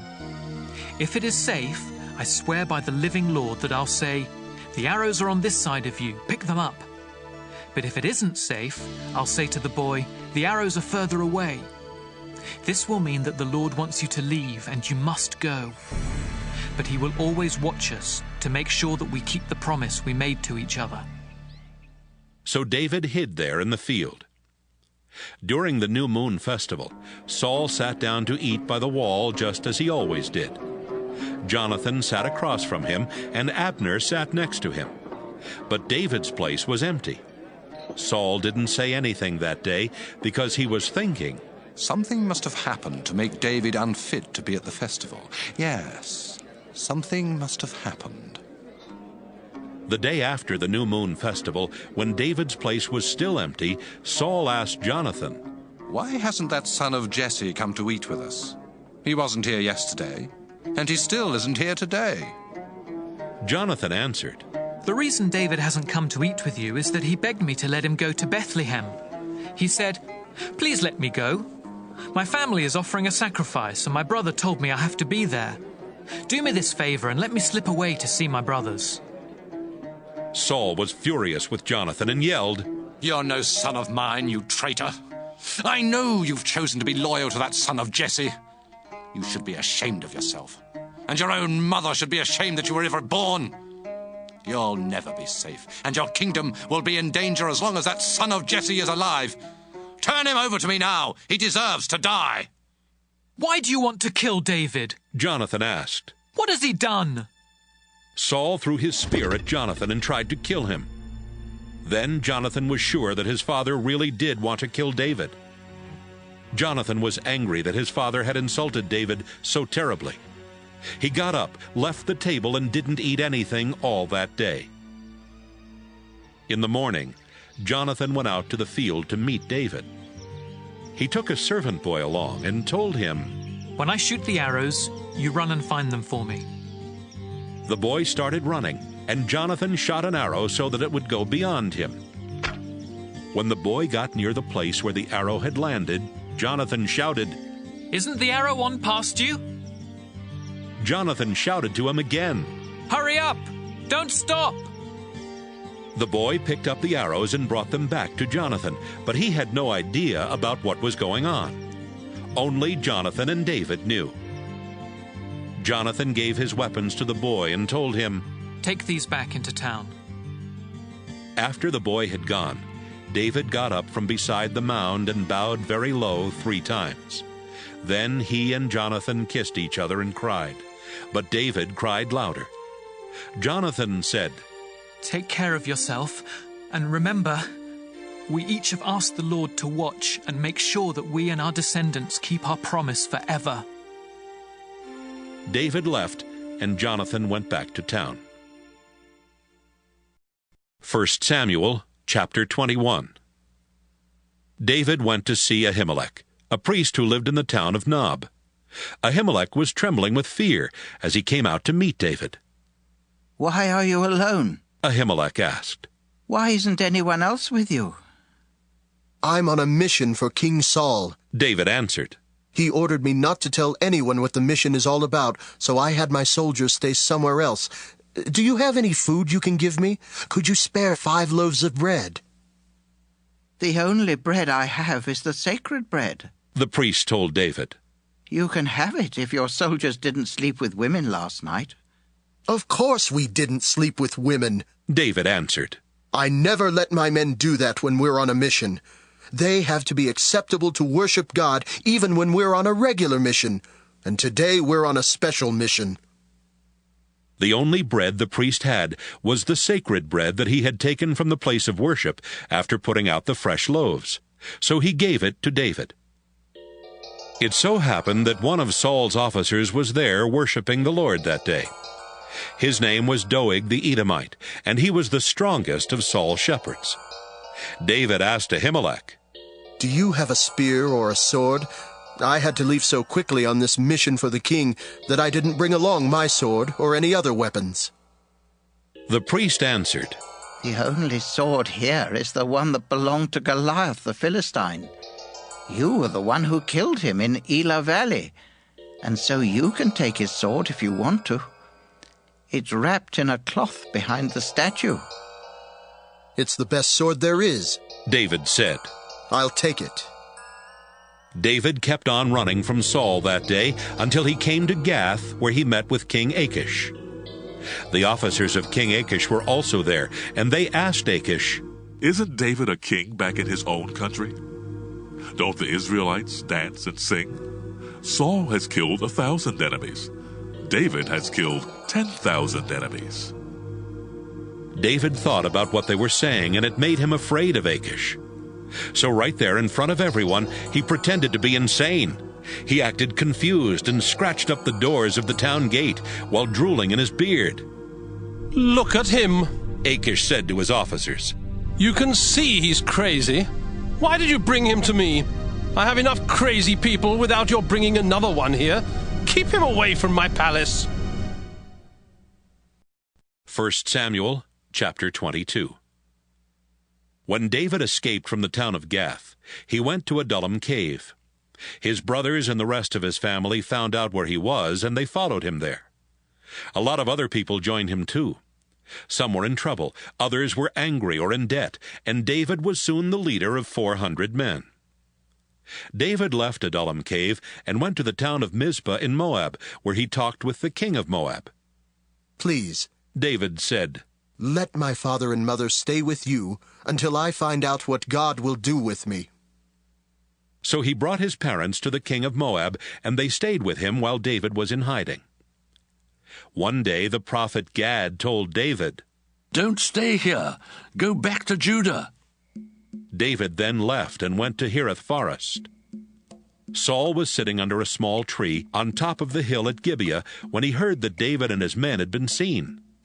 Saul was holding his spear, and his officers were standing in front of him. He told them, "Listen to me. You belong to the Benjamin tribe. So if that son of Jesse ever becomes king, he won't give you fields or vineyards. He won't make you officers in charge of thousands or hundreds, as I have done. But you're all plotting against me. Not one of you told me that my own son Jonathan had made an agreement with him. Not one of you cared enough to tell me that Jonathan had helped one of my officers rebel. Now that son of Jesse is trying to ambush me. Doeg the Edomite was standing with the other officers and spoke up. When I was in the town of Nob, I saw that son of Jesse. He was visiting the priest Ahimelech, the son of Ahitub. Ahimelech talked to the Lord for him, then gave him food and the sword that had belonged to Goliath the Philistine. Saul sent a message to Ahimelech and his whole family of priests at Nob, ordering them to come to him. When they came, Saul told them, "Listen to me, you son of Ahitub." "Certainly, Your Majesty," Ahimelech answered. Saul demanded, "Why did you plot against me with that son of Jesse? You helped him rebel against me by giving him food and a sword and by talking with God for him. Now he's trying to ambush me."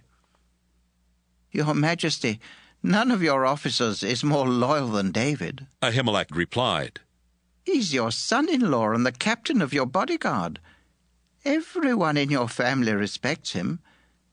This isn't the first time I've talked with God for David, and it's never made you angry before.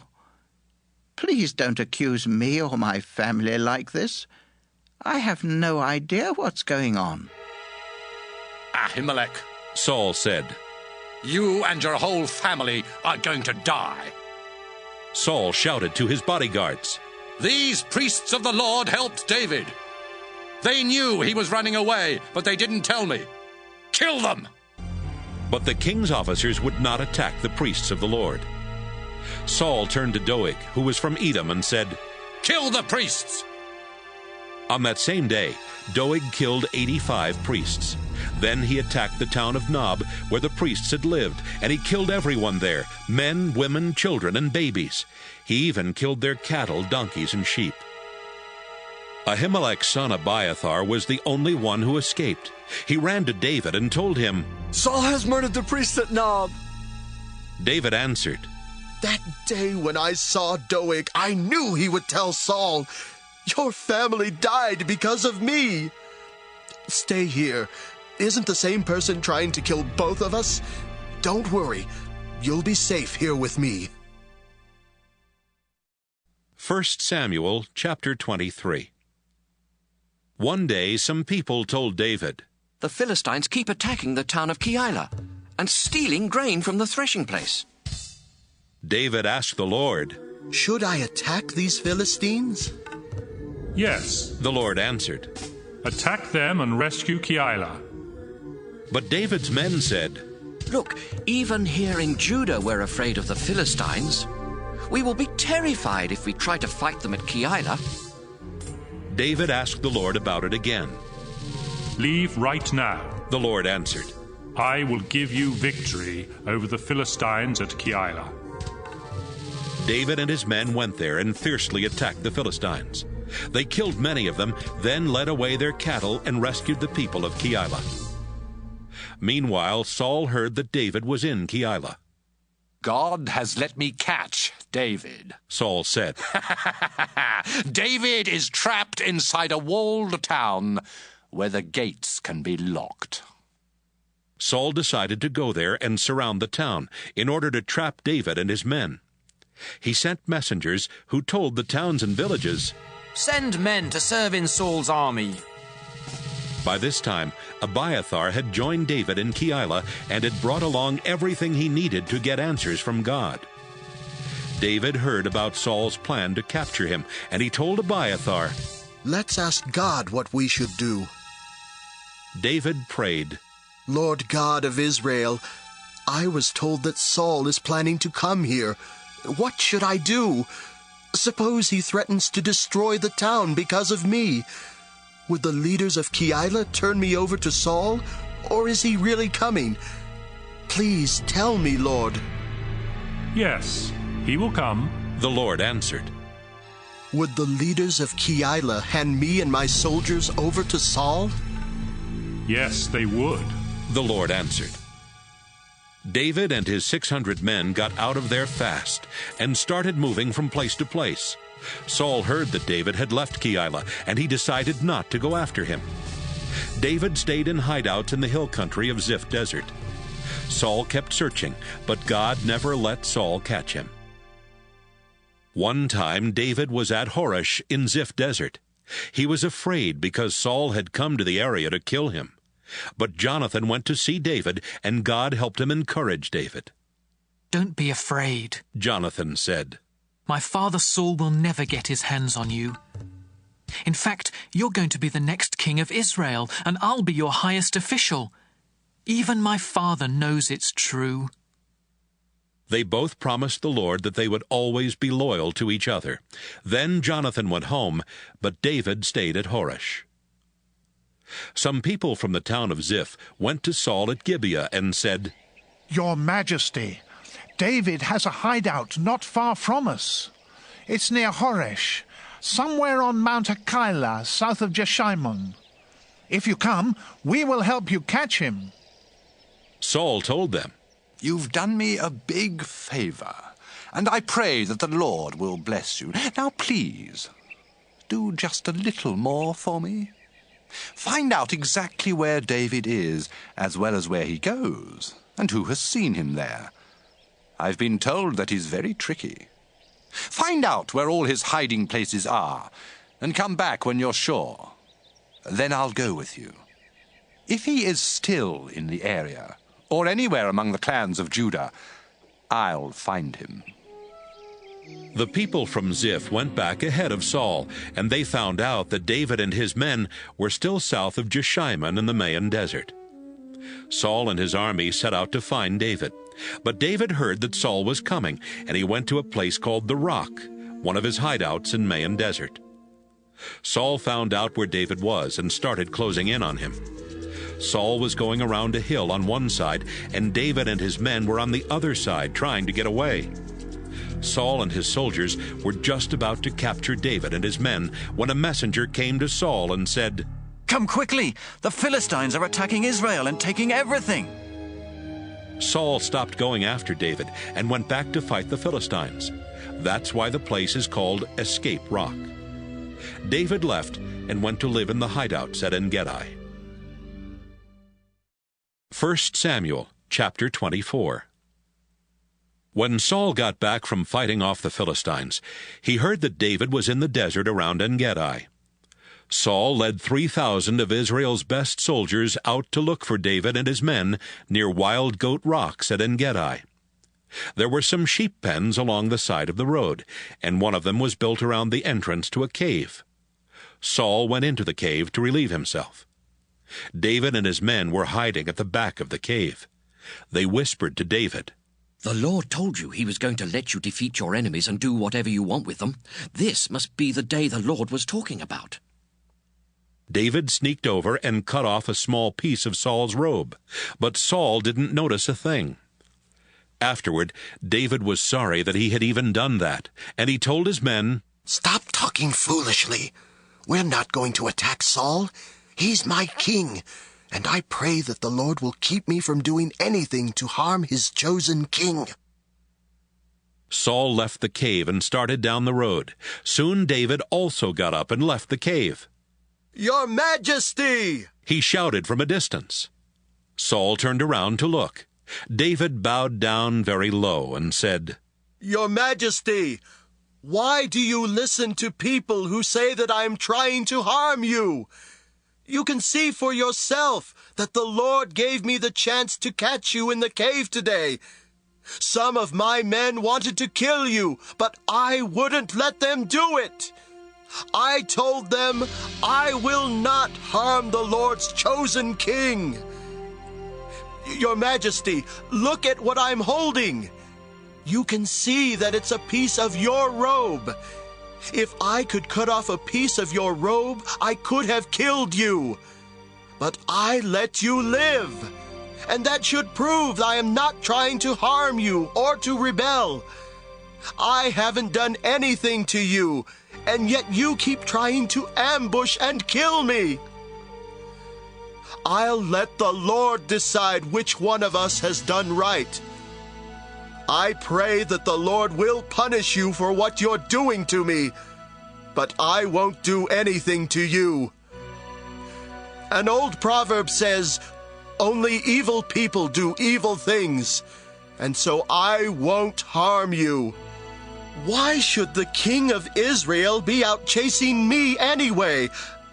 I'm as worthless as a dead dog or a flea. I pray that the Lord will help me escape and show that I am in the right. David, my son, is that you? Saul asked. Then he started crying and said, David, you're a better person than I am. You treated me with kindness, even though I've been cruel to you. You've told me how you were kind enough not to kill me when the Lord gave you the chance. If you really were my enemy, you wouldn't have let me leave here alive. I pray that the Lord will give you a big reward for what you did today. I realize now that you will be the next king, and a powerful king at that. Promise me, with the Lord as your witness, that you won't wipe out my descendants. Let them live to keep my family name alive. So David promised, and Saul went home. David and his men returned to their hideout. 1 Samuel chapter 25. Samuel died, and people from all over Israel gathered to mourn for him when he was buried at his home in Ramah. Meanwhile, David moved his camp to Paran Desert. Nabal was a very rich man who lived in Maon. He owned 3,000 sheep and 1,000 goats, which he kept at Carmel. His wife Abigail was sensible and beautiful, but he was from the Caleb clan and was rough and mean. One day, Nabal was in Carmel, having his servants cut the wool from his sheep. David was in the desert when he heard about it, so he sent 10 men to Carmel with this message for Nabal. I hope that you and your family are healthy, and that all is going well for you. I've heard that you are cutting the wool from your sheep. When your shepherds were with us in Carmel, we didn't harm them, and nothing was ever stolen from them. Ask your shepherds, and they'll tell you the same thing. My servants are your servants, and you are like a father to me. This is a day for celebrating, so please be kind and share some of your food with us. David's men went to Nabal and gave him David's message. Then they waited for Nabal's answer. This is what he said. Who does this David think he is? That son of Jesse is just one more slave on the run from his master, and there are too many of them these days. What makes you think I'll take my bread, my water, and the meat that I've cooked for my own servants and give it to you? Besides, I'm not sure that David sent you. The men returned to their camp and told David everything Nabal had said. Everybody get your swords! David ordered. They all strapped on their swords. 200 men stayed behind to guard the camp, but the other 400 followed David. Meanwhile, one of Nabal's servants told Abigail, David's men were often nearby while we were taking care of the sheep in the fields. They were very good to us. They never hurt us, and nothing was ever stolen from us while they were nearby. With them around day or night, we were as safe as we would have been inside a walled city. David sent some messengers from the desert to wish our master well, but he shouted insults at them. He's a bully who won't listen to anyone. Isn't there something you can do? Please think of something, or else our master and his family and everyone who works for him are all doomed. Abigail quickly got together 200 loaves of bread, 2 large clay jars of wine, the meat from 5 sheep, a large sack of roasted grain, 100 handfuls of raisins, and 200 handfuls of dried figs. She loaded all the food on donkeys and told her servants, Take this on ahead, and I'll catch up with you. She didn't tell her husband Nabal what she was doing. Abigail was riding her donkey on the path that led around the hillside, when suddenly she met David and his men heading straight at her. David had just been saying, I surely wasted my time guarding Nabal's things in the desert and keeping them from being stolen. I was good to him, and now he pays me back with insults. I swear that by morning there won't be a man or boy left from his family or his servants' families. I pray that God will punish me if I don't do it. Abigail quickly got off her donkey and bowed down in front of David. Then she said, Sir, please let me explain. Don't pay any attention to that good-for-nothing Nabal. His name means fool, and it really fits him.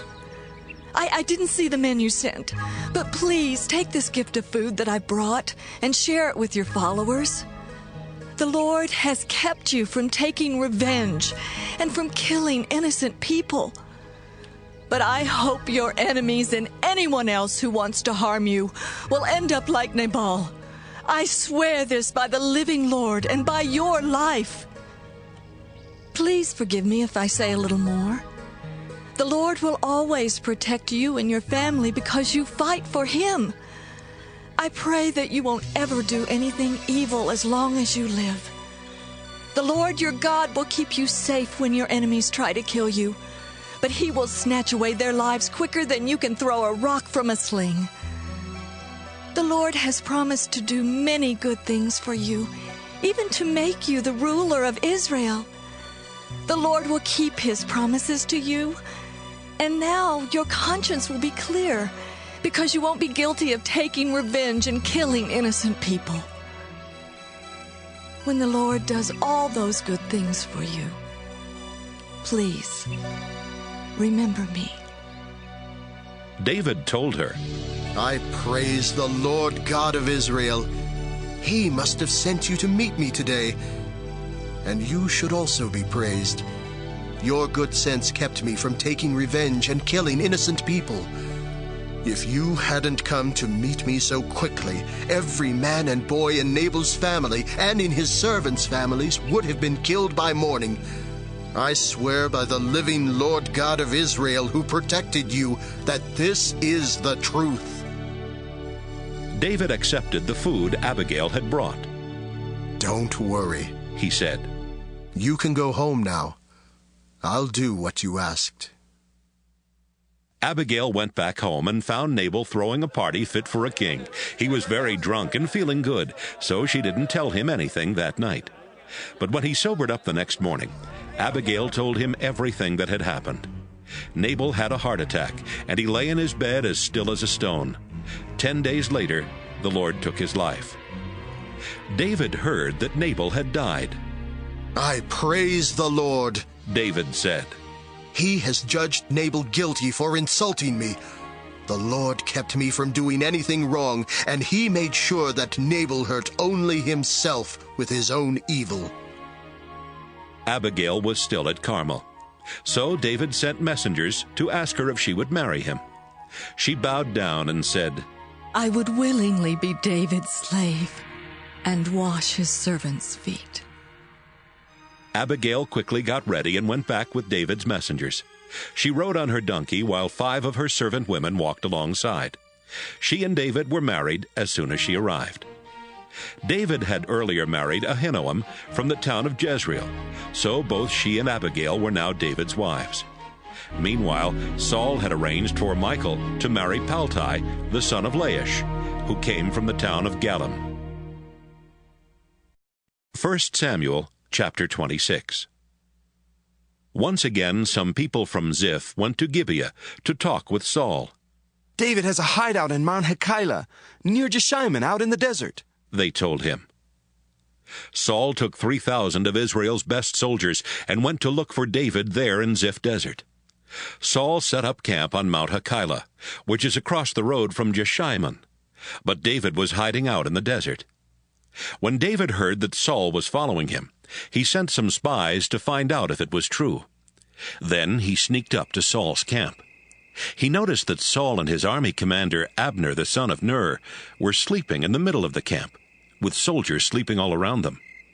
David asked Ahimelech the Hittite and Joab's brother Abishai, Which one of you will go with me into Saul's camp? I will, Abishai answered. That same night, David and Abishai crept into the camp. Saul was sleeping, and his spear was stuck in the ground not far from his head. Abner and the soldiers were sound asleep all around him. Abishai whispered, This time God has let you get your hands on your enemy. I'll pin him to the ground with one thrust of his own spear. Don't kill him, David whispered back. The Lord will punish anyone who kills his chosen king.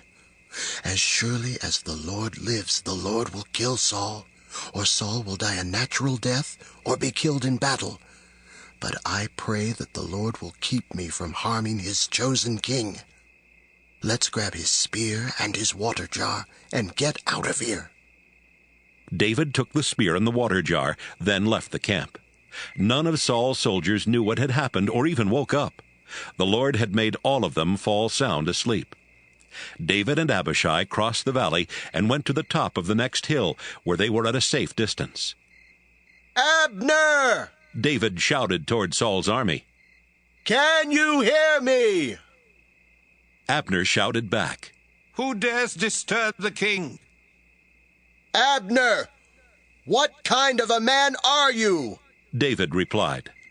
"Aren't you supposed to be the best soldier in Israel? Then why didn't you protect your king? Anyone who went into your camp could have killed him tonight. You're a complete failure. I swear by the living Lord that you and your men deserve to die for not protecting the Lord's chosen king.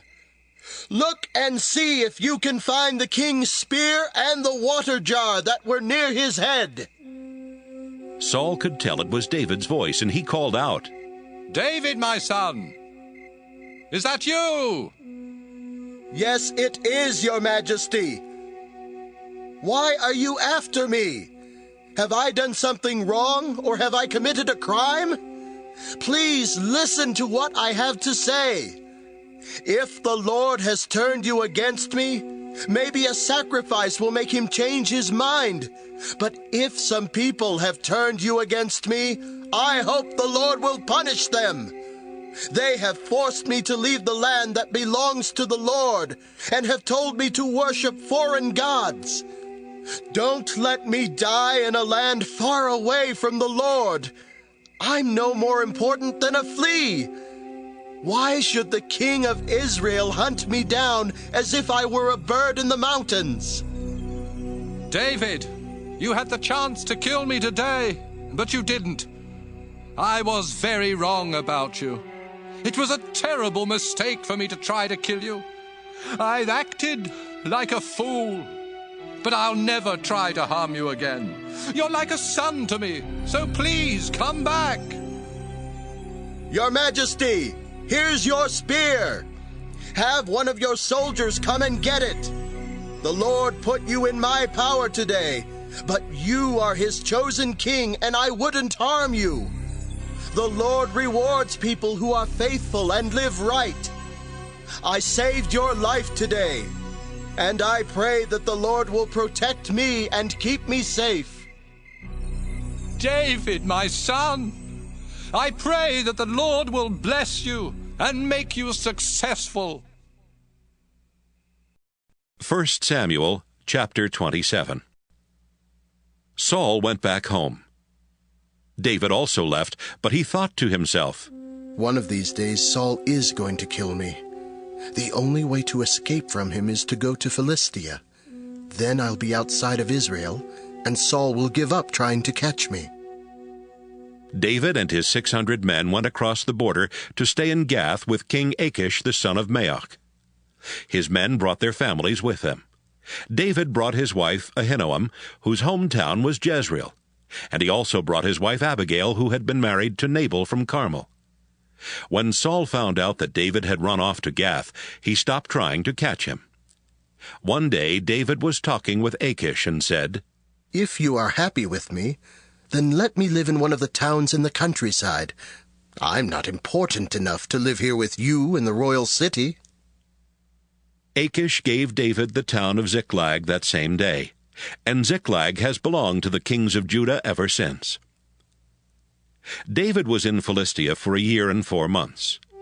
The Geshurites, the Girzites, and the Amalekites lived in the area from Telem to Shur and on as far as Egypt, and David often attacked their towns.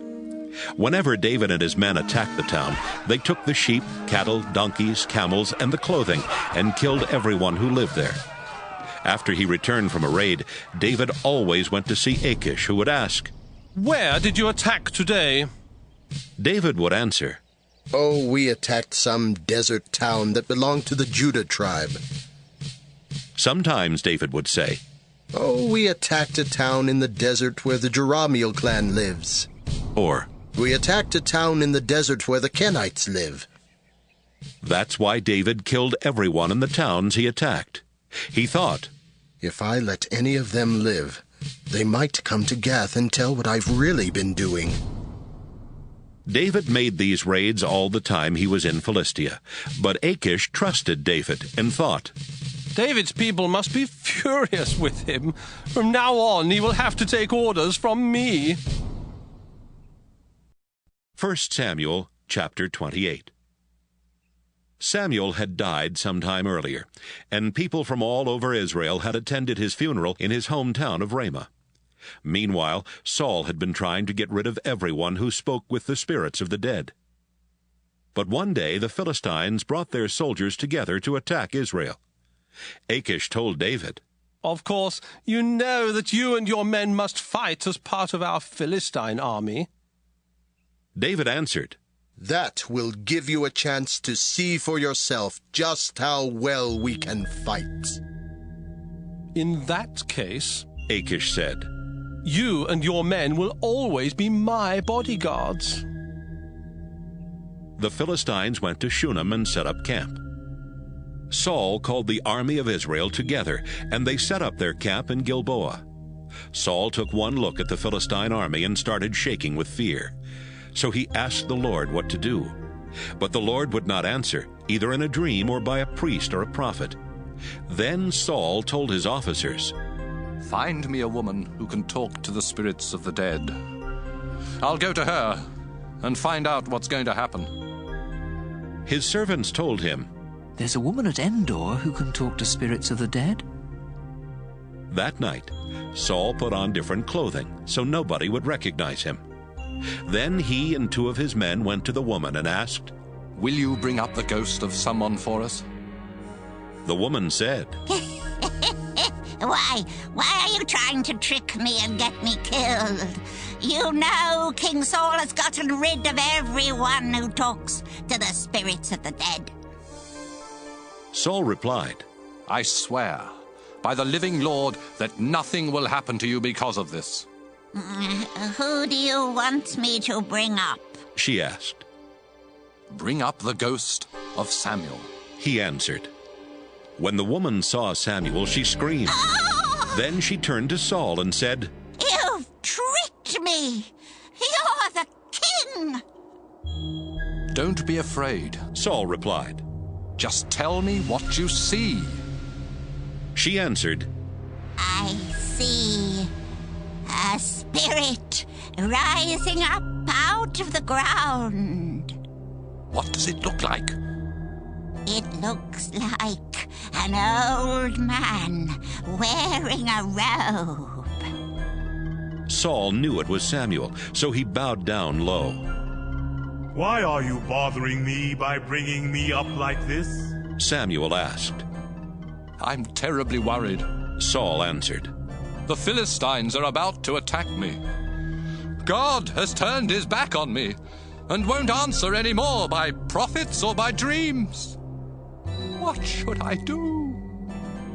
Samuel said, If the Lord had turned away from you and is now your enemy, don't ask me what to do. I've already told you. The Lord has sworn to take the kingdom from you and give it to David, and that's just what he's doing. When the Lord was angry with the Amalekites, he told you to destroy them, but you didn't do it. That's why the Lord is doing this to you. Tomorrow the Lord will let the Philistines defeat Israel's army. Then you and your sons will join me down here in the world of the dead. At once, Saul collapsed and lay stretched out on the floor, terrified at what Samuel had said. He was weak because he had not eaten anything since the day before. The woman came over to Saul, and when she saw that he was completely terrified, she said, Your Majesty, I listened to you and risked my life to do what you asked. Now, please, listen to me. Let me get you a little something to eat. It will give you strength for your walk back to camp. No, I won't eat. But his officers and the woman kept on urging Saul until he finally agreed. He got up off the floor and sat on the bed. Right away, the woman killed a calf that she had been fattening up. She cooked part of the meat and baked some thin bread. Then she served the food to Saul and his officers, who ate and left before daylight. 1 Samuel, chapter 29. The Philistines had brought their whole army to Aphek, while Israel's army was camping near Jezreel Spring. The Philistine rulers and their troops were marching past the Philistine army commanders in groups of 100 and 1,000. When David and his men marched by at the end with Achish, the commanders said, "What are those worthless Israelites doing here?"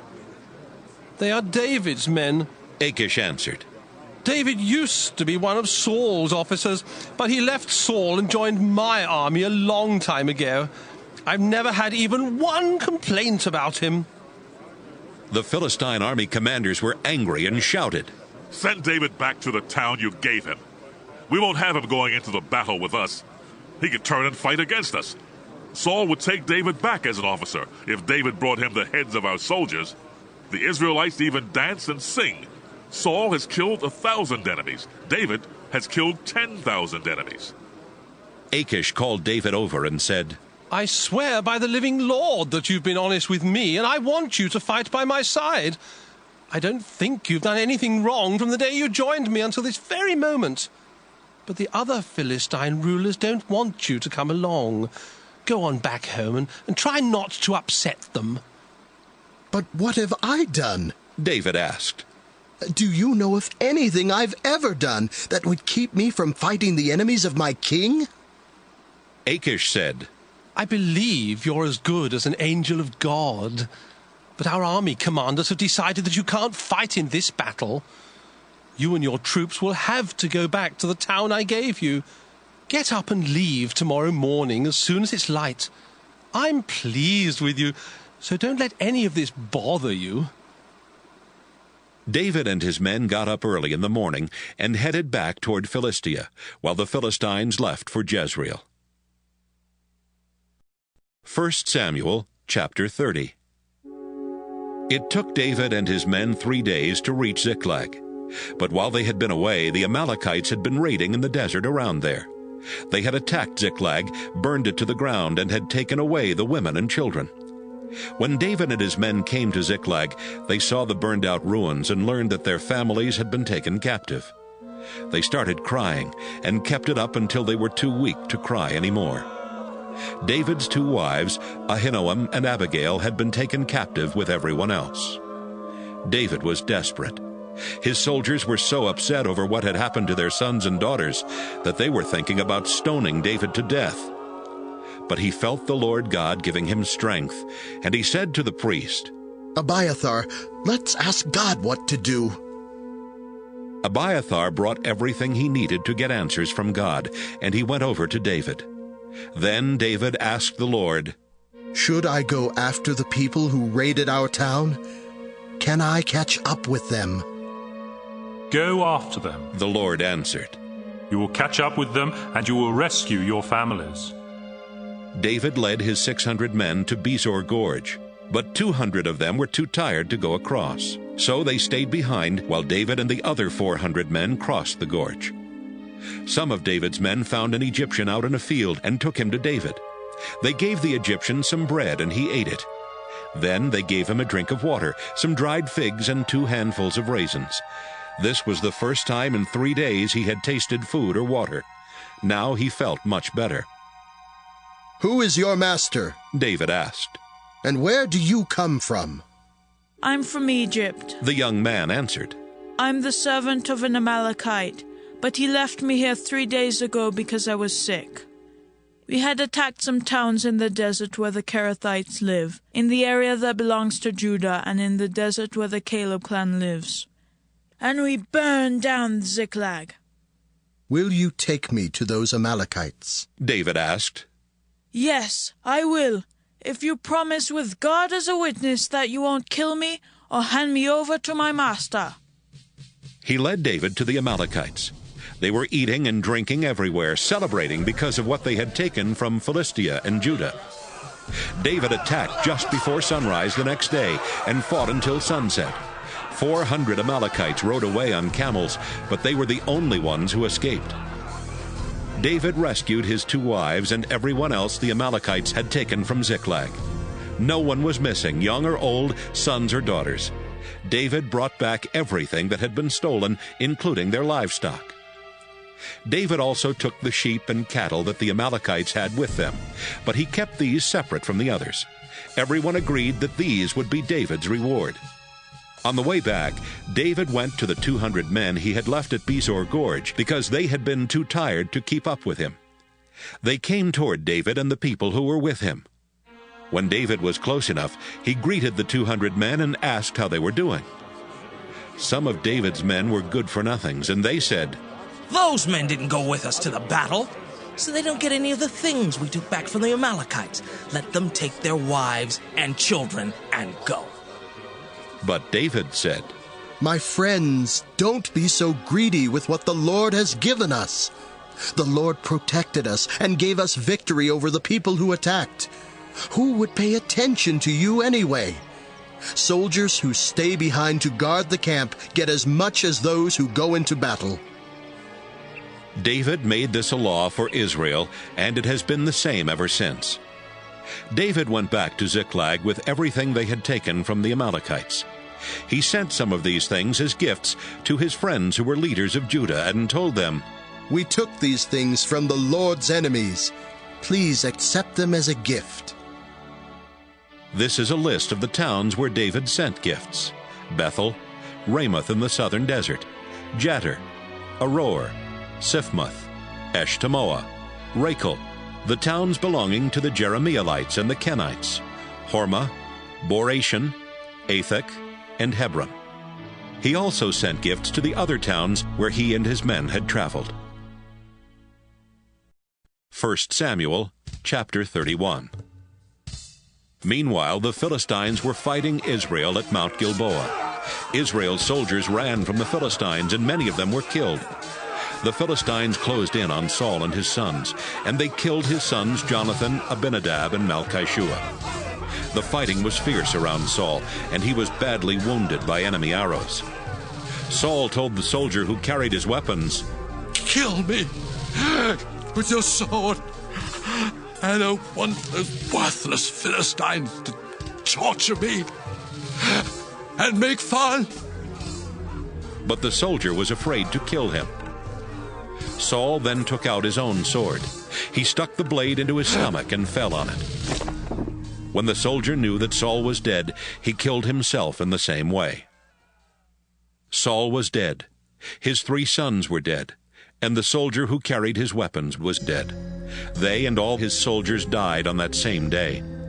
The Israelites on the other side of Jezreel Valley and the other side of the Jordan learned that Saul and his sons were dead. They saw that the Israelite army had run away, so they ran away too, and the Philistines moved into the towns the Israelites had left behind. The day after the battle, when the Philistines returned to the battlefield to take the weapons of the dead Israelite soldiers, they found Saul and his 3 sons lying dead on Mount Gilboa. The Philistines cut off Saul's head and pulled off his armor. Then they put his armor in the temple of the goddess Astarte, and they nailed his body to the city wall of Bethshan. They also sent messengers everywhere in Philistia to spread the good news in the temples of their idols and among their people. The people who lived in Jabesh and Gilead heard what the Philistines had done to Saul's body. So one night, some brave men from Jabesh went to Bethshan. They took down the bodies of Saul and his sons, then brought them back to Jabesh and burned them.